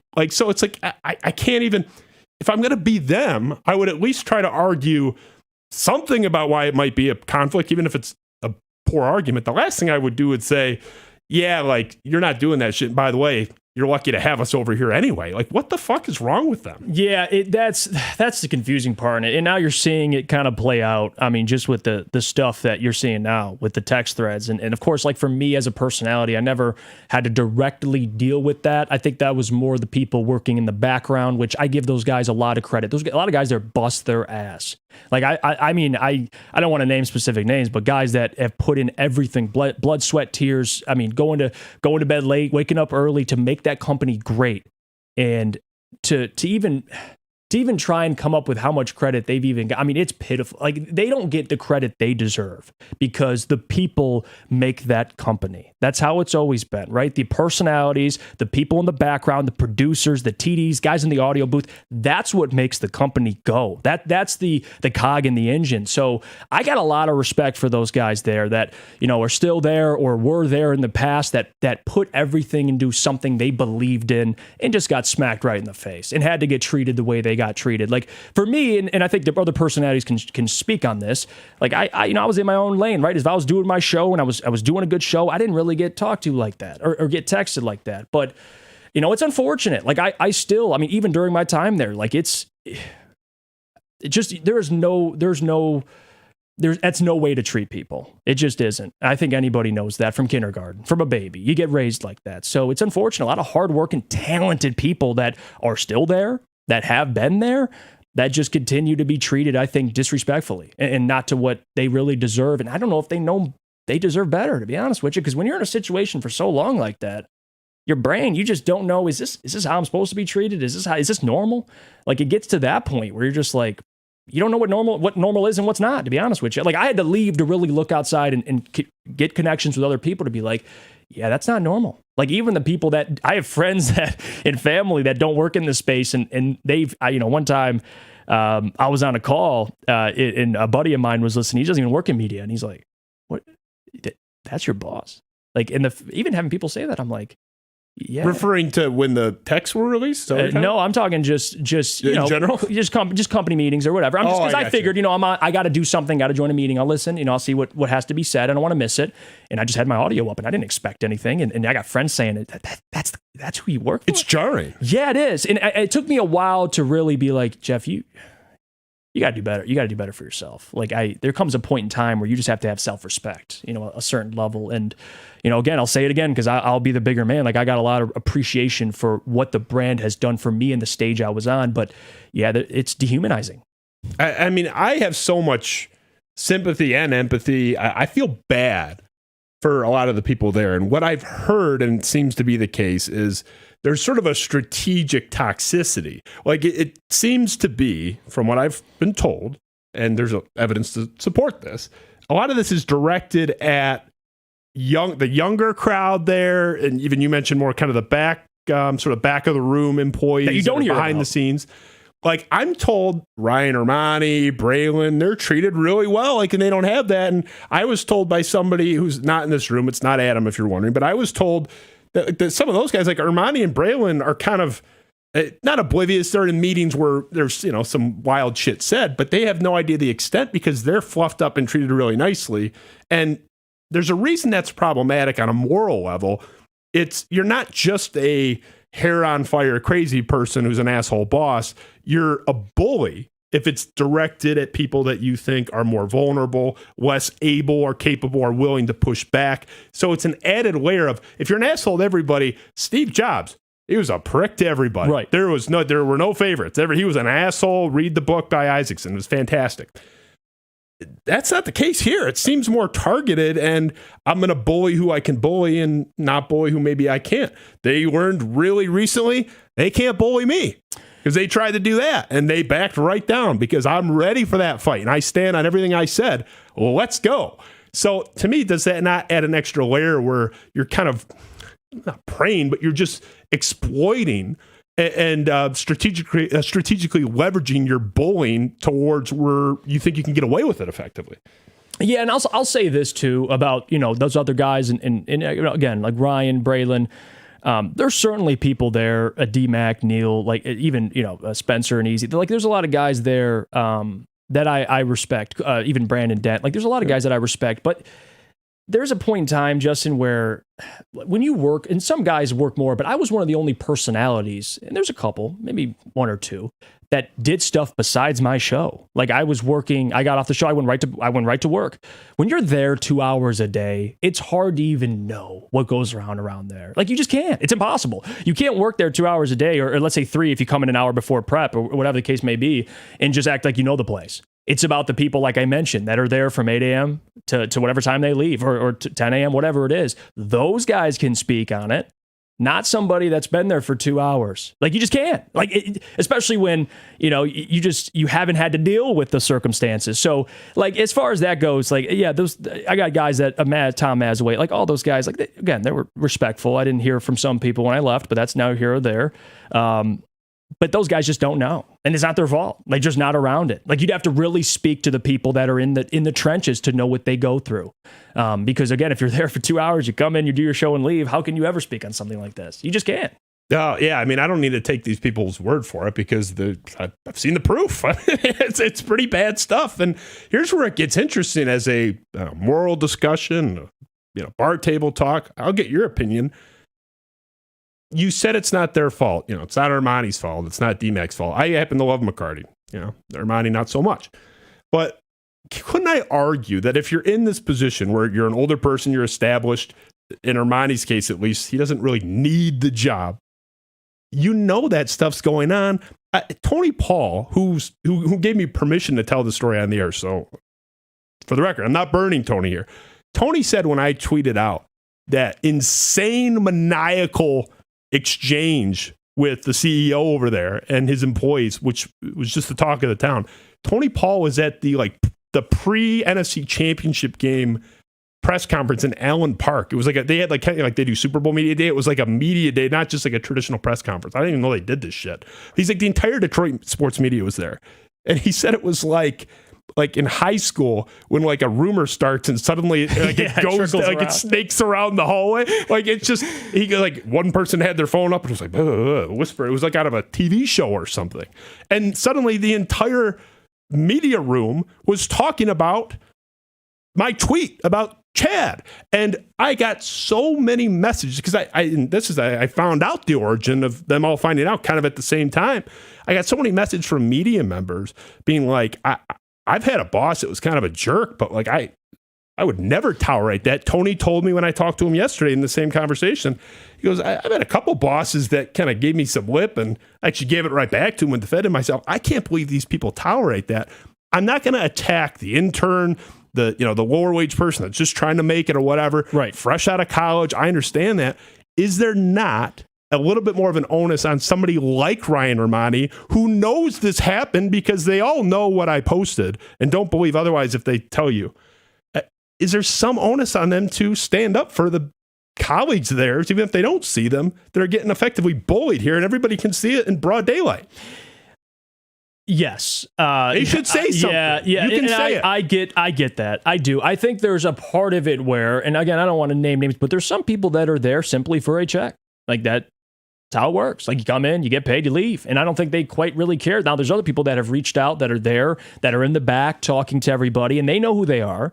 But there's others that are just there for a check and leave. And again, like that, it is what it is. And I think that's where it comes into play, where you could give two fucks about what's going on. I mean, you're just there. Hey, as long as everything's running smoothly, right? We got the stream set up. We're good. All right, let's run the show. Like, they don't give a damn. And that's just how it is. Now, it's funny because going back to when people reached out to me, I had people reach out to me that might have been in that room specifically. And a lot of those people were like, Jeff, like, you're good. Like, I think you'll be fine. I think you'll be better off, to be honest with you. And when you hear people like that in the same space tell me that, like you kind of said, I've never had someone like this. Like, I've never seen someone like this.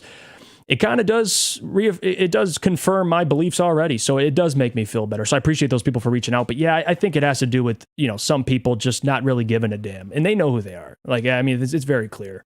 But that's not an excuse, though. You can say, some people are there for a check. Okay, you can say that, and I can say that's bullshit that you're willing to do that, especially in some of their cases where I know they have a good living outside of this. It's not I'm not going to embarrass anybody.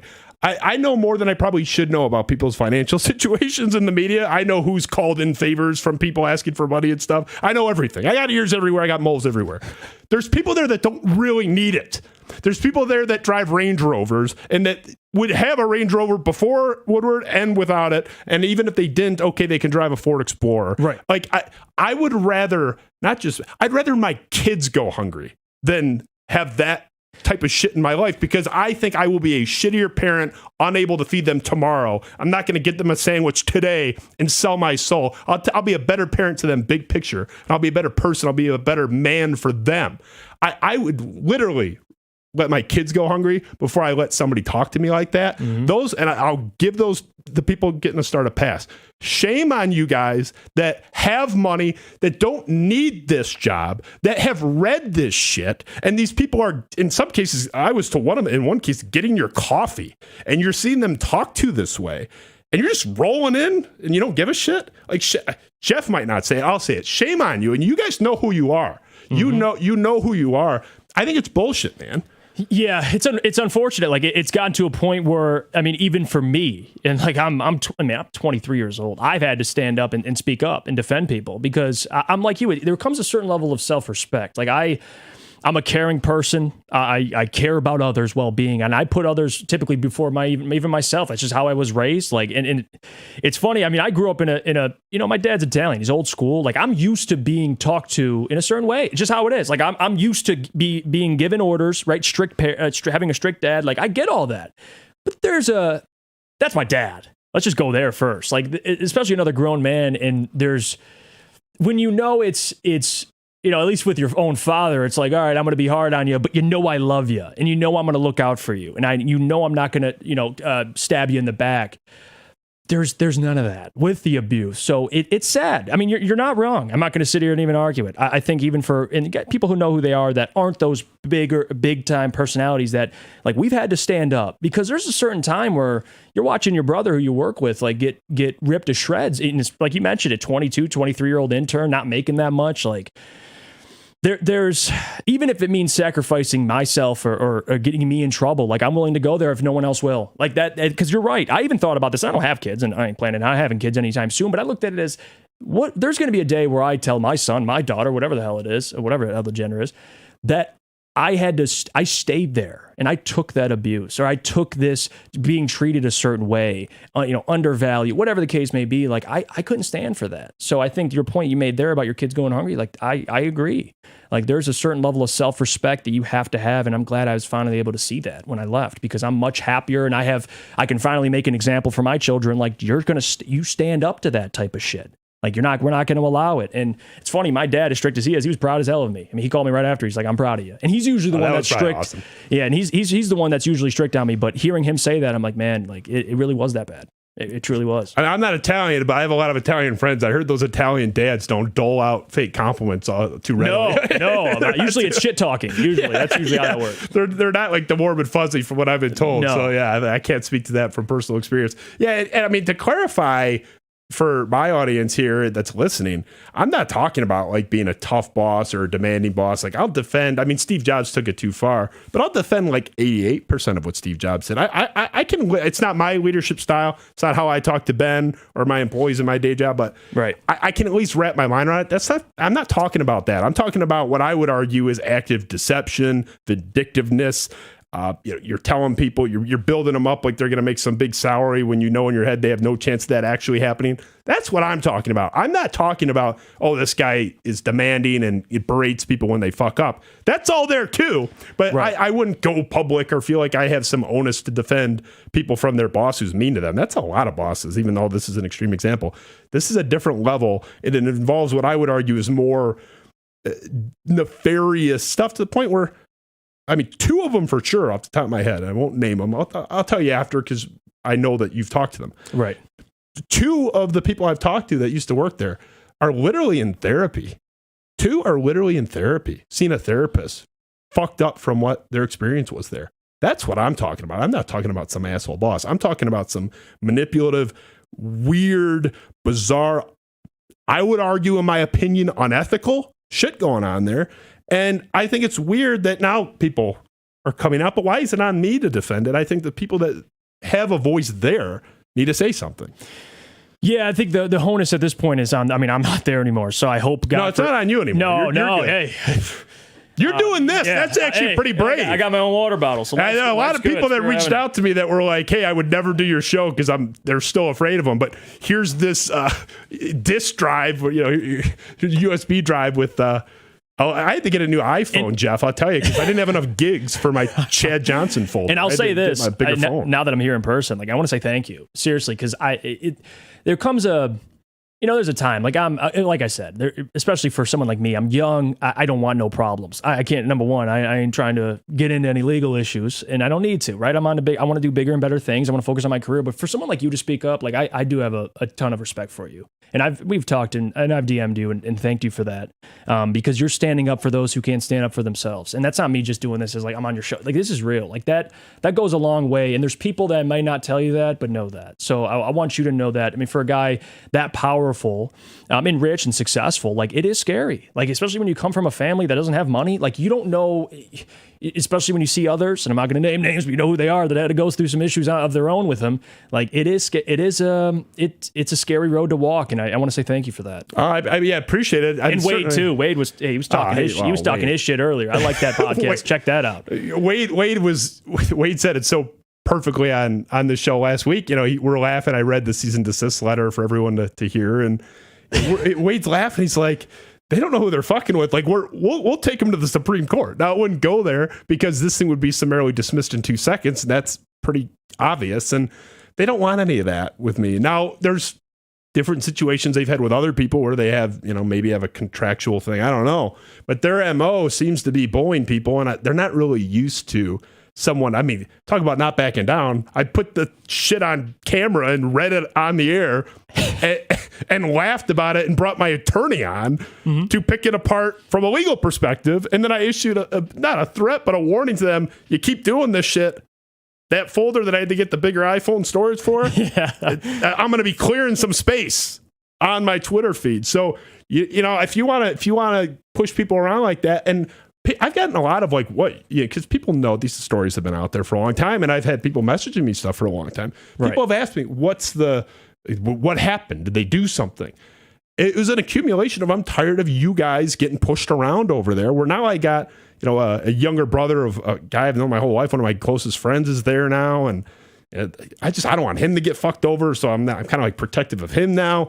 Good friends with Adam, who, I'm not even gonna get into that, but they did a number on him. I'm just done with it. I don't have any skin in the game, but I'll put my skin in the game on principle, because this is bullshit what they do. Yeah. And why is it me and not the people there that don't need the money? And it's like, it's just, some of those people I know for a fact, or they all know, but I know for a fact from being told, they know this stuff was said and these employees are talked to this way, and they don't give a shit. No, they don't. And I think it's funny, just on social media in general, there's been a lot of people that now have been like fully supportive of what's been going on, at least with my departure and other guys' departure. And they starting to kind of see it now, what goes on behind the scenes. And I'll say this too, I liked your little sunlight's the best disinfectant, because Come get me, I thought about that for like 3 days. I'm like, yeah, he's right. How about that for discovery? Yeah. Can I call you as a witness? Hey, okay, we got to both turn our phones over. You're going to see me sending 7,000 texts to Adam about the Hiroshima Dragonflies and why they kept missing free throws in a double overtime game I lost by 2 points. Right. And you're going to find my wife asking why I haven't taken the trash out. And you're going to find 7,000 DMs from your former employees who think that was the most toxic place, not that they've ever worked at, that they've ever heard of in fiction or reality. So you want to unload my text messages? We'll put both our phones on the table. Get the Hillary Clinton bleach drive reversal. Get everything out of your phone and everything I've ever said, written, or even thought. And I would argue the 7,000th most offensive thing I said would seriously be, or that he said would be like my worst. That guy has had, from what I've seen, not heard, seen. I have the proof.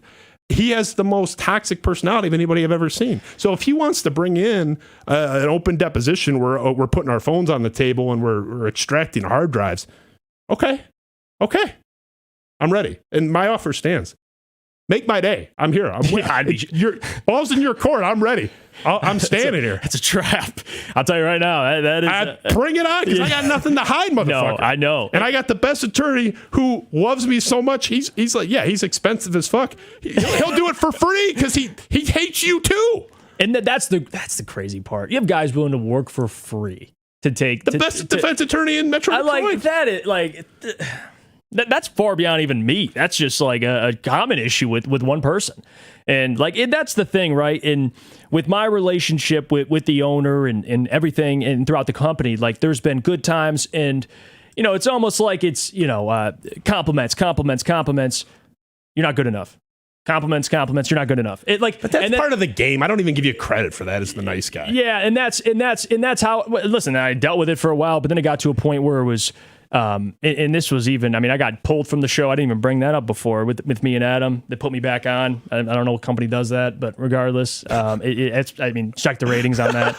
But it's just confusing all around, man. It just is. And I hope things go well for the people that are inside there. And I think they, fortunately will realize soon enough that they're better off because they're guilty by association. That's a real thing. Opportunities have opened up since my departure. Like people, I've gotten my reputation, my following, my presence on social media, everything. My voice has become louder, and that's a crazy thing. When you're a part of a company with that type of with that following, which we'll see, I don't know if they're legit or not, but regardless, if you're a part of a company with that type of following, then when you leave and you get bigger, Justin, that's like. That really shows how much that company means to everyone else. Like it does. It's true colors.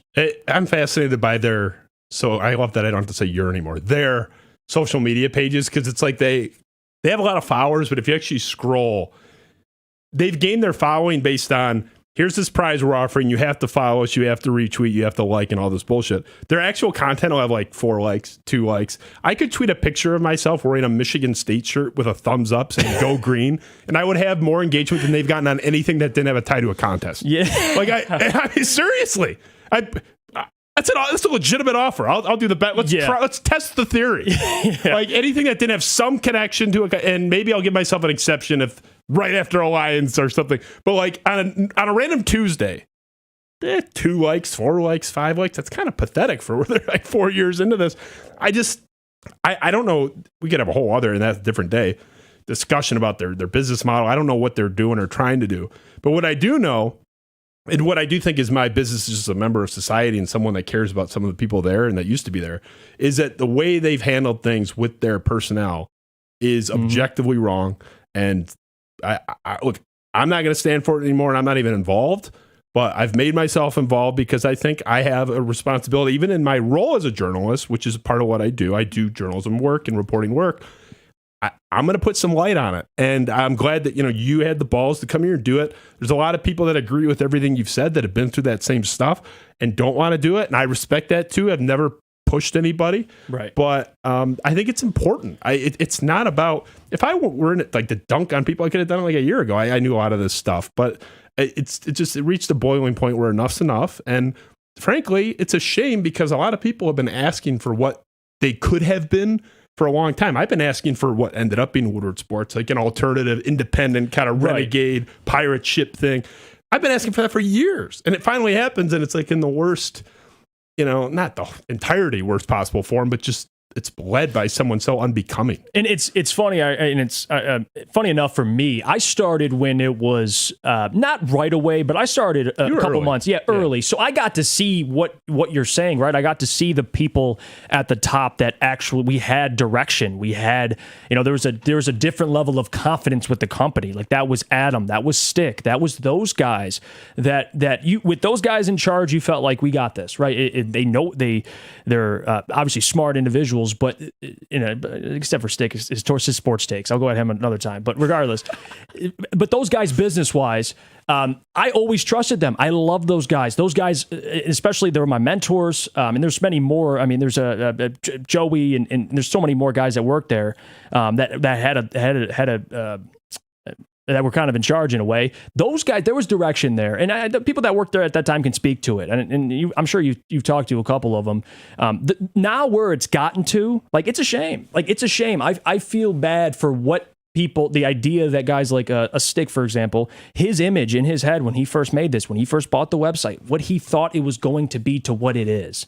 Like that, those truly, even though I'm doing my own thing, like I feel bad for a guy like him. Like for where it started to where it is now, like in the reputation, and then again, like I brought up, guilty by association. Now, you got a guy who, people assume, Stick, you're the owner, so you're the piece of shit. You deserve all the blame. The media hates you guys. I have talked to Adam about that before. I've had a lot of media members in here. Yeah, and that's they're not Woodward fans. No, and again, like kind of like what I brought up when I left. It turns out it was better for my career. Like it was better for my growth. But yeah, it's crazy where it's gone to. Like I had a lot of belief, and there was proof. Like there was growth, and you didn't have to do a giveaway every 3 days, and there was actually positive growth, and there weren't all horrible takes, and that's a whole other thing. But yeah, it's sad. It truly is. And notice how those guys are gone and where the direction is. I think it speaks to itself. It speaks volumes. I agree. Let me throw this to you. I can be a little bit flammable, inflammatory, maybe I should say, on social media and stuff. And I don't consider myself toxic. I consider my criticism pointed and targeted and fair in most cases. When I go in on, Rico Beard not being prepared on a show or whatever, I get messages to this day, weeks later. Why are you so hard on Rico? I like Rico, whatever. So it's polarizing. Some people love it. A lot of people like Rico, whatever. I pick on the Michigan fan who I now ironically friends with, Michelle, who posts a lot of, racy pictures of herself. And I'm like, come on, like you're selling out a little bit. Like, let's, and I now we're friends. I get along with her. But when I was kind of jabbing at her a little bit and more so at the people commenting, really, to be honest, a lot of polarizing people, a lot of Michigan State people, even Michigan fans. It's the funniest thing ever. This is bullshit. I hate the account. A lot of people, a lot of people hated me for it. The Woodward thing isn't polarizing like that. When I go after Woodward, I don't have a single person in my DM saying, oh, come on, what's wrong with you? Or you got this wrong. That other than a couple of people who are working there, whom I don't count. It's like a hostage video at that point. Like how seriously are you going to take that? Do you find that interesting that every person I've ever criticized ever, even Braylon had a couple supporters. I always have a couple DMs, a couple people in my comments say, knock it off, they're fine. It's crickets. It's like thousands of people, and the public don't like it, and the people inside or that used to be in there, thank God for what you're doing. There's not a single person saying, Justin, you got this wrong. That's never happened before. Yeah, and I want to say this too about me saying, guys with terrible takes. Like, again, this is what we do. Like, if you have a terrible take, I'll call you out. Like I kind of mentioned there with Sam, like a Stick. I love Stick, but like that's just what this business is. If you have a bad take, I'm gonna call you out. It's nothing personal. Like for you, and it's funny. And again, like I love that you do it because there has to be accountability. Like in this space, if you say something into the microphone that is complete idiotic, you deserve to be held accountable.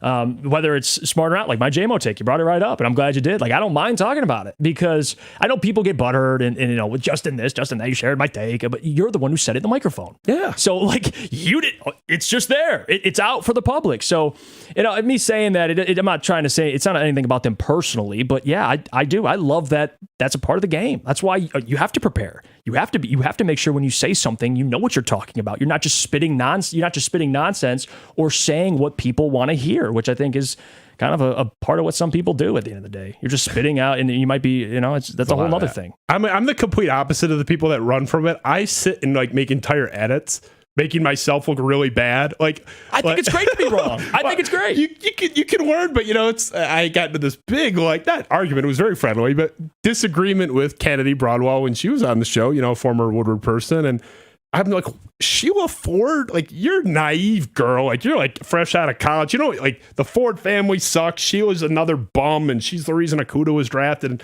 I was honestly, probably unintentionally, just because I was so flabbergasted by her take, kind of like unintentionally condescending. I couldn't believe what she was saying. She humiliated me in that discussion. She destroyed me in that discussion in hindsight. And I made an entire edit, like, of her just dunking on me in that exchange. And it's so many people can't handle that. Like even people at Woodward, it's like, for example, the cease and desist letter I got, which I read, everyone saw, I posted it. The only thing that I didn't include was like the kind of mumbo jumbo generic boilerplate stuff at the end. Everything pertinent, I posted, it's out there. The language in that was so funny. It was worded very strategically to say, and I'm paraphrasing, but it was like, the exchanges that allegedly took place that you shared and inside information which you purported to know about. And it's like, it's all this code of the language to suggest that I made this up or like that they didn't actually say or do this stuff. There's proof of it. Right. And they know that because they said the stuff. So they know that they said it. They know that. But did Justin make up this screenshot? You said that shit. Pull up your own phone. Look at your own archive. It's fascinating that people will say the sky's not blue. It's bizarre. Yeah, especially when the proof's right there. And it's not just you. It's not, I mean, you're posting it, but you're not the only one who's seen it. Like, there's a lot of things that we've seen, we've been in, and I've been in certain group chats where like we see it. I think it was just more jarring that you posted it. We're like, okay, like it's out there because it's truth. It's all true. There's no faking anything. It's not exaggerating in any way. Those are all true. And there's the unfortunate. I don't know. Again, that we could talk about this off. I don't know how much you got. There's a lot out there. Okay, there's a lot. Last week at this very table after the show, I think producer Ben popped out for this too, for this part. But Wade, my attorney who had just done the show, I was like, Wade, that thing I posted that caused that shitstorm is not in the top 20 of what I have. Like, it's easily the least, in my opinion. I mean, not great, unbecoming, but not like offensive in the same way. Right. There's a difference between being an asshole and being like, oh my God, you can't say that in 2022, 23. Especially over text. Like, just wherever. I mean, I've been, maybe a little bit tipsy at the bar with my friends, and it's not even like locker room talk. It's stuff like I wouldn't even think to say or have the thought, but like it wasn't in the top 20. And it's pretty bad. And I showed Wade that stuff and was reading him a couple and showed him a couple, and he only saw part of it. I think Ben, not to speak for you, I'm pretty sure Ben, you popped out for that, but Wade was like, oh shit. Like when he looked at this stuff, like, oh my God. So yeah, there's a lot worse stuff. And counsel agreed with me that there was worse stuff than what was shared. So I'm amused at this whole denial, and you're seeing it through some of their employees. Like, what do you make of their social media manager, like messaging me being like, hey, knock it off. And then kind of immediately backing down and saying, thank you on the side. Oops, I wasn't supposed to say that, but call me out publicly. That's what you're going to get. Like, their employees are still kind of in the tank for them, right? Like, you can't defend this stuff otherwise. I think there's and I'll speak on this because now that we're here and we get to do the show, I've spoken to people and I see it a different way because I'm no longer there. And I'm not going to lie to you, Justin. When I was at Woodward, I'm like, who's this Justin guy? Like, I knew who you were, but I'm like, damn, he's attacking the brand I'm working for. But it took me to leave to understand. It did. And it took me to leave to understand where you were coming from. Your problem was never with the people there. It was with a certain person. And the brand and what represents. I get 100%. That, and I got that when I left. It took me time because at the time I'm like I'm thinking of myself. I'm thinking selfishly, and I do think there's people there that think Justin's coming at us.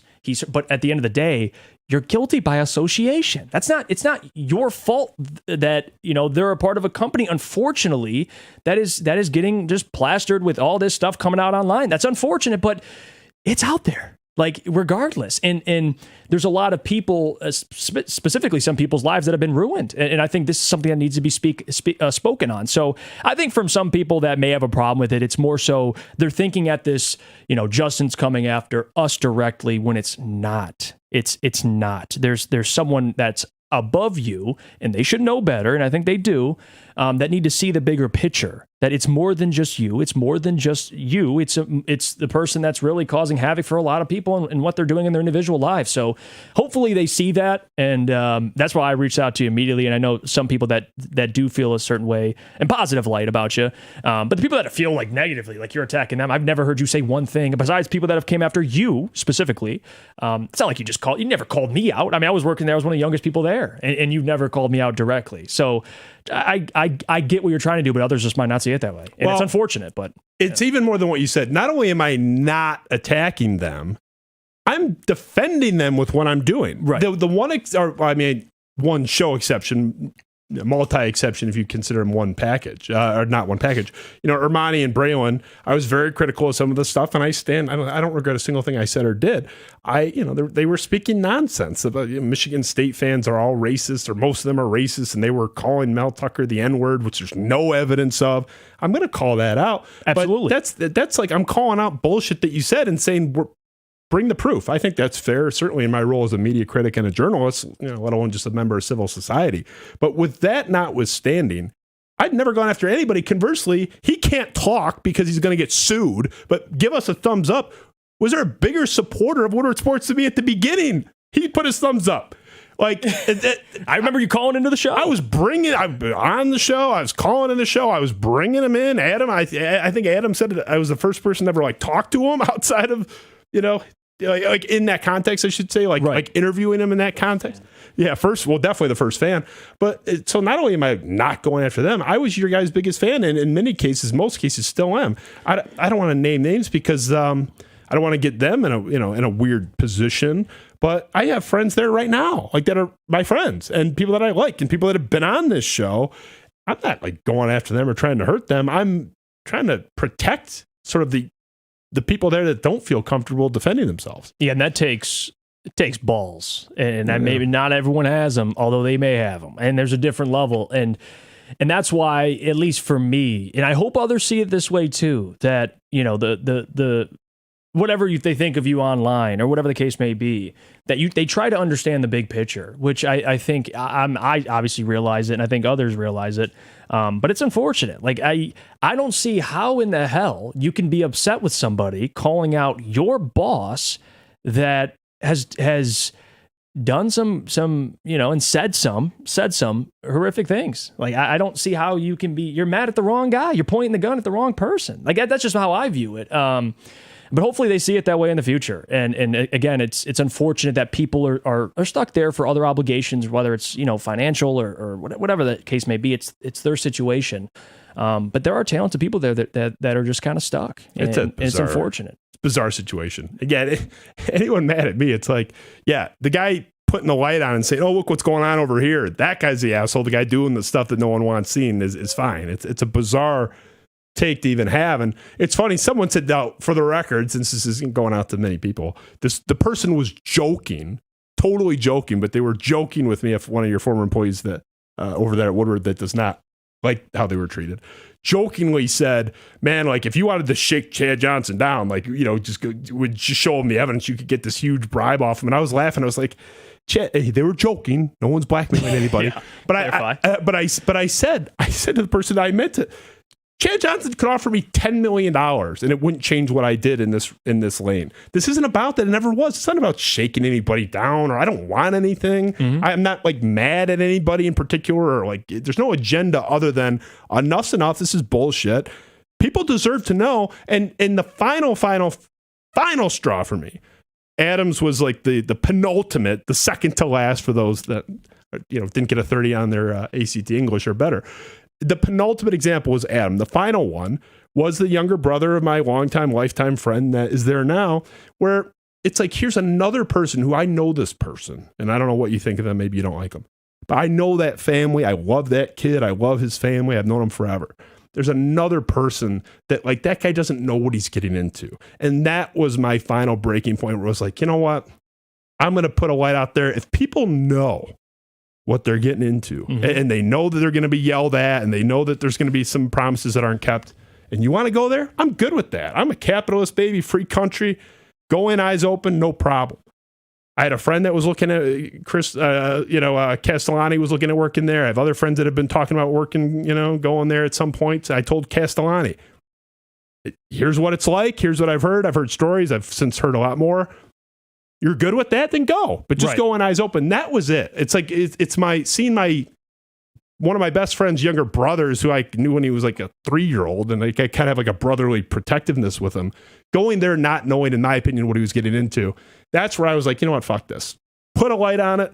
Let's let people see what's out there. And if they're cool with it, then fine. If you want to get yelled at all day and see this shit and be subjected to it, free country, man. I don't give a shit. But people find out about this stuff after they're under the thumb. And that's what I have a problem with. Go in eyes open. People deserve to know what they're getting into if they go there. And I stand by that. And I don't care how many letters you send me. Keep them coming. Waste the stamp. I don't give a shit. And if you keep it up, I'm coming back after you in a countersuit, if that wasn't clear the first time. Because I'm tired of it. You're not going to keep bullying people, you motherfuckers, over there. Like, enough. You're sending your henchman to cancel his show on him. And I'm so sick of it. Make the call yourself, you coward. What a cowardly move that was, by the way. We didn't talk about that. What a cowardly move. Jesse going there, sending the henchman from the bar in Naples or wherever they were. Like, fuck off, you coward. You're a coward. No one's afraid of you. I mean, your employees are that you've exploited, but I'm not, and no serious person's afraid of you. So yeah, you send me another letter. Send me another letter. There'll be 2 more messages on my Twitter page pinned by tomorrow. I want to say this too. I was going back to kind of the point you made. When I got blocked initially, I'm thinking, was that one of the guys that worked there? I'm like, no way. They wouldn't do that. No, you know what? It's a grown ass man. That thought in his mind, block him. And I'm like, obviously it is what it is. I had friends that handled everything with total class. Yeah. You're right. It's like sayonara. Thanks for 4 years. You're a dude. You're like 25 or something. You're a young guy, but you're young enough. I can say your age and not offend you or whatever. Like you're a 25-year-old dude. That's not young, but you shouldn't, in theory, be as composed and mature and like life learned as whatever Chad is, like 50 or something. Like, to me, it's very small. Like, it's like a petty, not even, it's like unbecoming of a high schooler. It's almost like an 8th grade level vindictiveness. Yeah, it's a, and I think you mentioned this earlier too, but it is a part of, it's a control freak. Like, it's a control freak. I'm not a psychiatrist. I don't know the other problems that are potentially there. I mean, there's just, again, if you have a phone call with me that is 15 minutes and half of it you're praising me, half of it you're completely disrespecting me. It's just, you leave the phone call like, what the fuck? Like, half of it was, Jeff, you're talented. You're one of the best talents we have, which I appreciate. Yeah. And the other half is, well, we can do this thing with anybody in that seat. So, and the only reason why your channel's doing well, by the way, is because of us.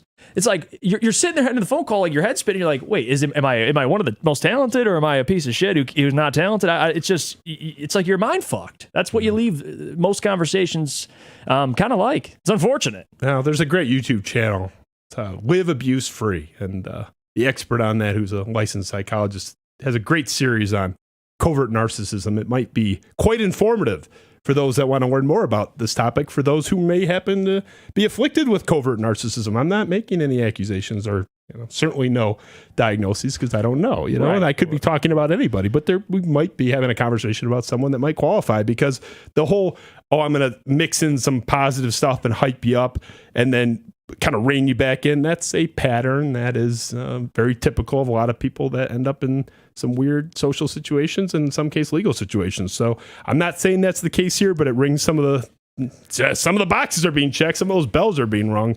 I don't know. But what I do know is there's a conga line of evidence of stuff that I find really problematic. Mm-hmm. And look, people there that have the ability to say something that haven't, that's their decision. I got more balls than you do. I mean, and I don't care. So I'm going to keep doing it. And look, I don't have, there's nothing, there's no bribe. There's no, I don't want anything other than for you to stop doing it. Yeah. And feel like I've fulfilled my obligation to shine light on it, because I feel guilty that someone who is the younger brother of someone that I like care a lot about is there when I felt like, and I sat on this information. Like, maybe that's wrong, that maybe I shouldn't care, but I almost feel like guilty in a way. And I don't want to feel that. So it's like, you know what? This is what it's like there. Everybody knows it. Go ahead. And that's where I'm at. So, and it's funny. I've had, and those people, if they're watching, they know who they are. But I've had random fans and listeners reach out during my time there, and they're like, "Hey, Jeff, I'd love to get a job there and to get an opportunity there." And I'm not going to lie, Justin. I mean, I thought to myself, would I be a piece of shit if I led this person into here? Like, because I didn't have the guts to tell them, like, the tell all. But at the same time, I'm like, I'll try to get you in. I'll let them know, or I'll let this person know.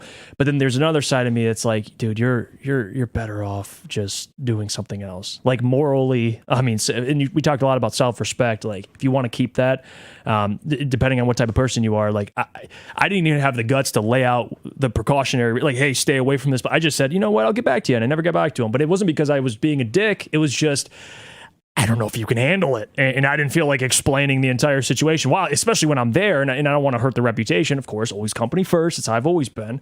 But yeah, like, I've had people reach out, like young people, and I just say, I don't want to say it, but at the same time, I'm like, man, you're probably better off just going a different route. And people that have come through here and left, there are I can count on my hands, and there's more that have been better off, and they're doing well. And those people know who they are. So I'm going to need a hotline, Jeff, pretty soon, like for these phone calls and texts and emails that are coming in with their experiences and their stories. This was not the plan. The plan was not to put up like a bat signal and have people saying, hey, here's my story. I appreciate that people do that.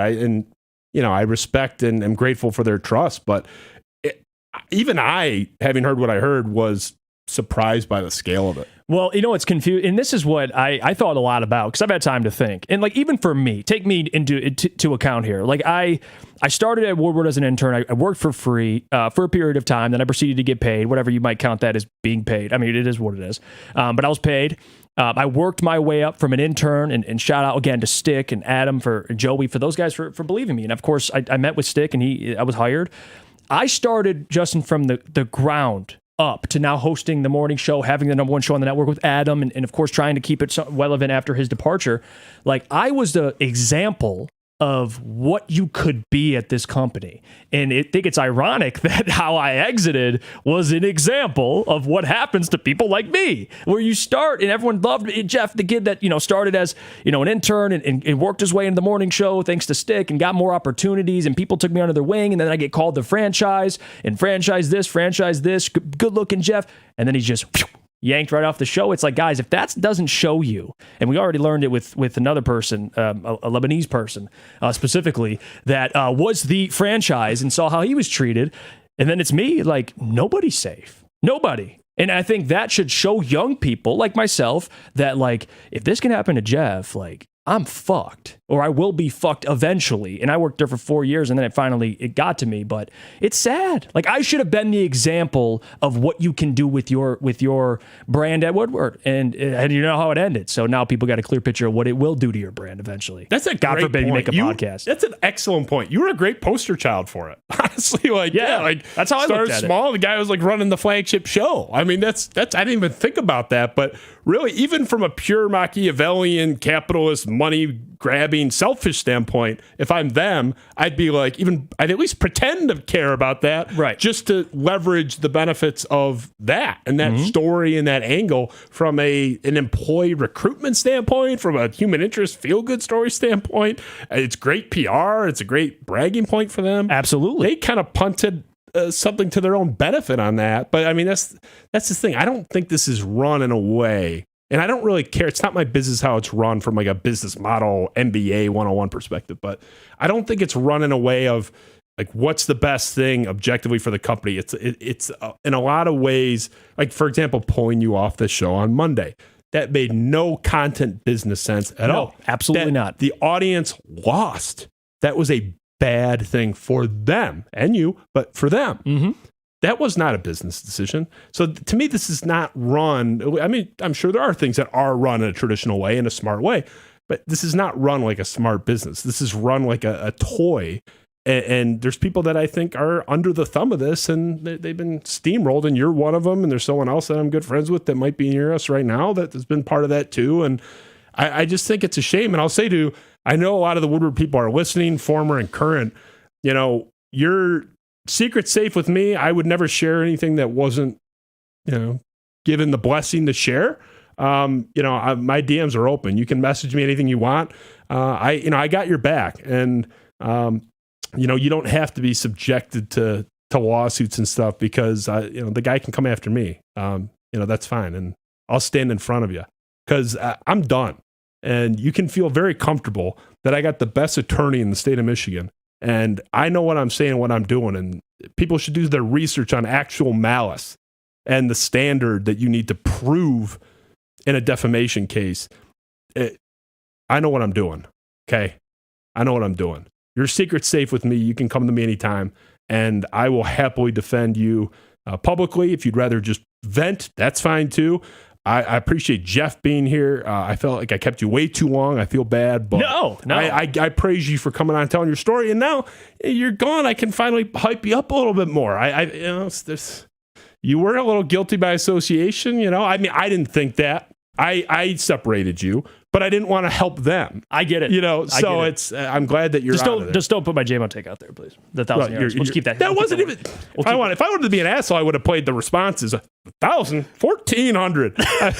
Where are these yards coming from? Love those boys. What video. I enjoy your show. I've been getting into it, especially I listened to a lot of it today, but I've been getting into it the last couple of days. The show's good. I mean, shit. You know how many dumb things I said about Dan Campbell? That I was the biggest idiot in the world. No one's above that shit. Thank you. But there's just, there's only so many yards that can go around. That's all. Unless Jared Goff's breaking the passing yard record, you're someone's got to do the math and be like, okay, you can't have them all at 1,400. Right. So someone's got to have 6. But anyway, Jeff, I appreciate you, man. It was a long-winded show for us. Hope you don't hate me. We'll keep it a little shorter next time.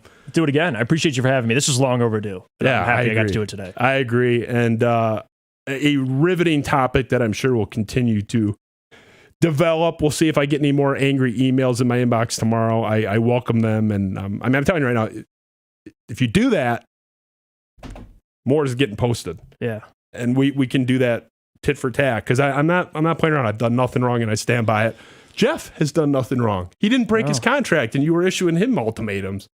Someone's got to stand up for what's right. You're part of the good team now. Welcome to the good side, right side. What a wicked awesome show. This is great. Wicked awesome show. Awesome show. I feel bad if you ever feel like you're missing, F-bombs in your inbox and you really miss the abuse. Like I'm a bad actor, but I can try to. I appreciate that. I'll try. if you want to get whacked around a little bit.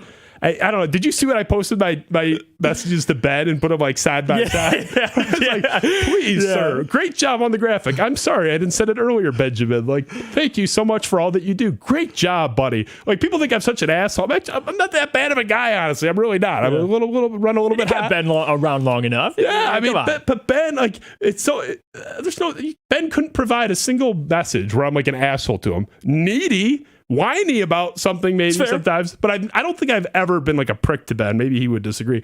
I don't want to say to me, Ben's more like a partner than an employee. We're more collaborative, but like I get better. Like the show gets better out of him because I'm nice to him. Right.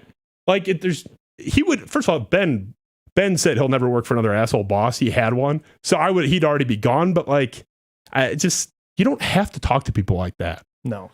Like Ben does great work. I think it's counterproductive, to be honest, because when you have a good relationship, you want to work. I want to work harder for that specific person. That's why I brought up, Adam and Stick and those guys. Like I wanted to go to war for those guys, and now it's just you can't say the same now. No one will ever have a DM. No former employee of mine in any capacity will ever have a DM or a text from me that looks anything like that. If they did. They will be getting sued because they made it up. It's a Photoshop because I don't talk like that. Right. And I don't get why people would ever even dream of that. But again, I do give you credit. You're doing a great job. I got to learn more. I only know from a couple episodes, like your co-host. I'm very familiar with your work because I was a religious viewer when Adam was with you. But you do a great job, man. People should definitely check you out. And I subscribed to your YouTube. Let's go. Yesterday. I'm a subscriber. Let's go. I'm on the train, so other people should hop on too. We appreciate our guests in the audience for keeping it down over there. Whisper next time. We don't want that showing up on the soundtrack. Put the duct tape on. Yeah. I don't know how restrictive is it. Does it count? You know what? We should have him back on. Is it a sports show if we just talk about his job experience? I don't know. I think that might be a loophole. He's looking at me like he might. We need Wade. Yeah, we need Wade. Well, Wade will be like sitting, at least off camera. But anyway, what a legend. That's it. Jeff Iafrate, appreciate you, man. Always. Thanks, Justin. Great job by you, Ben, as always. Eric, love you. We're out.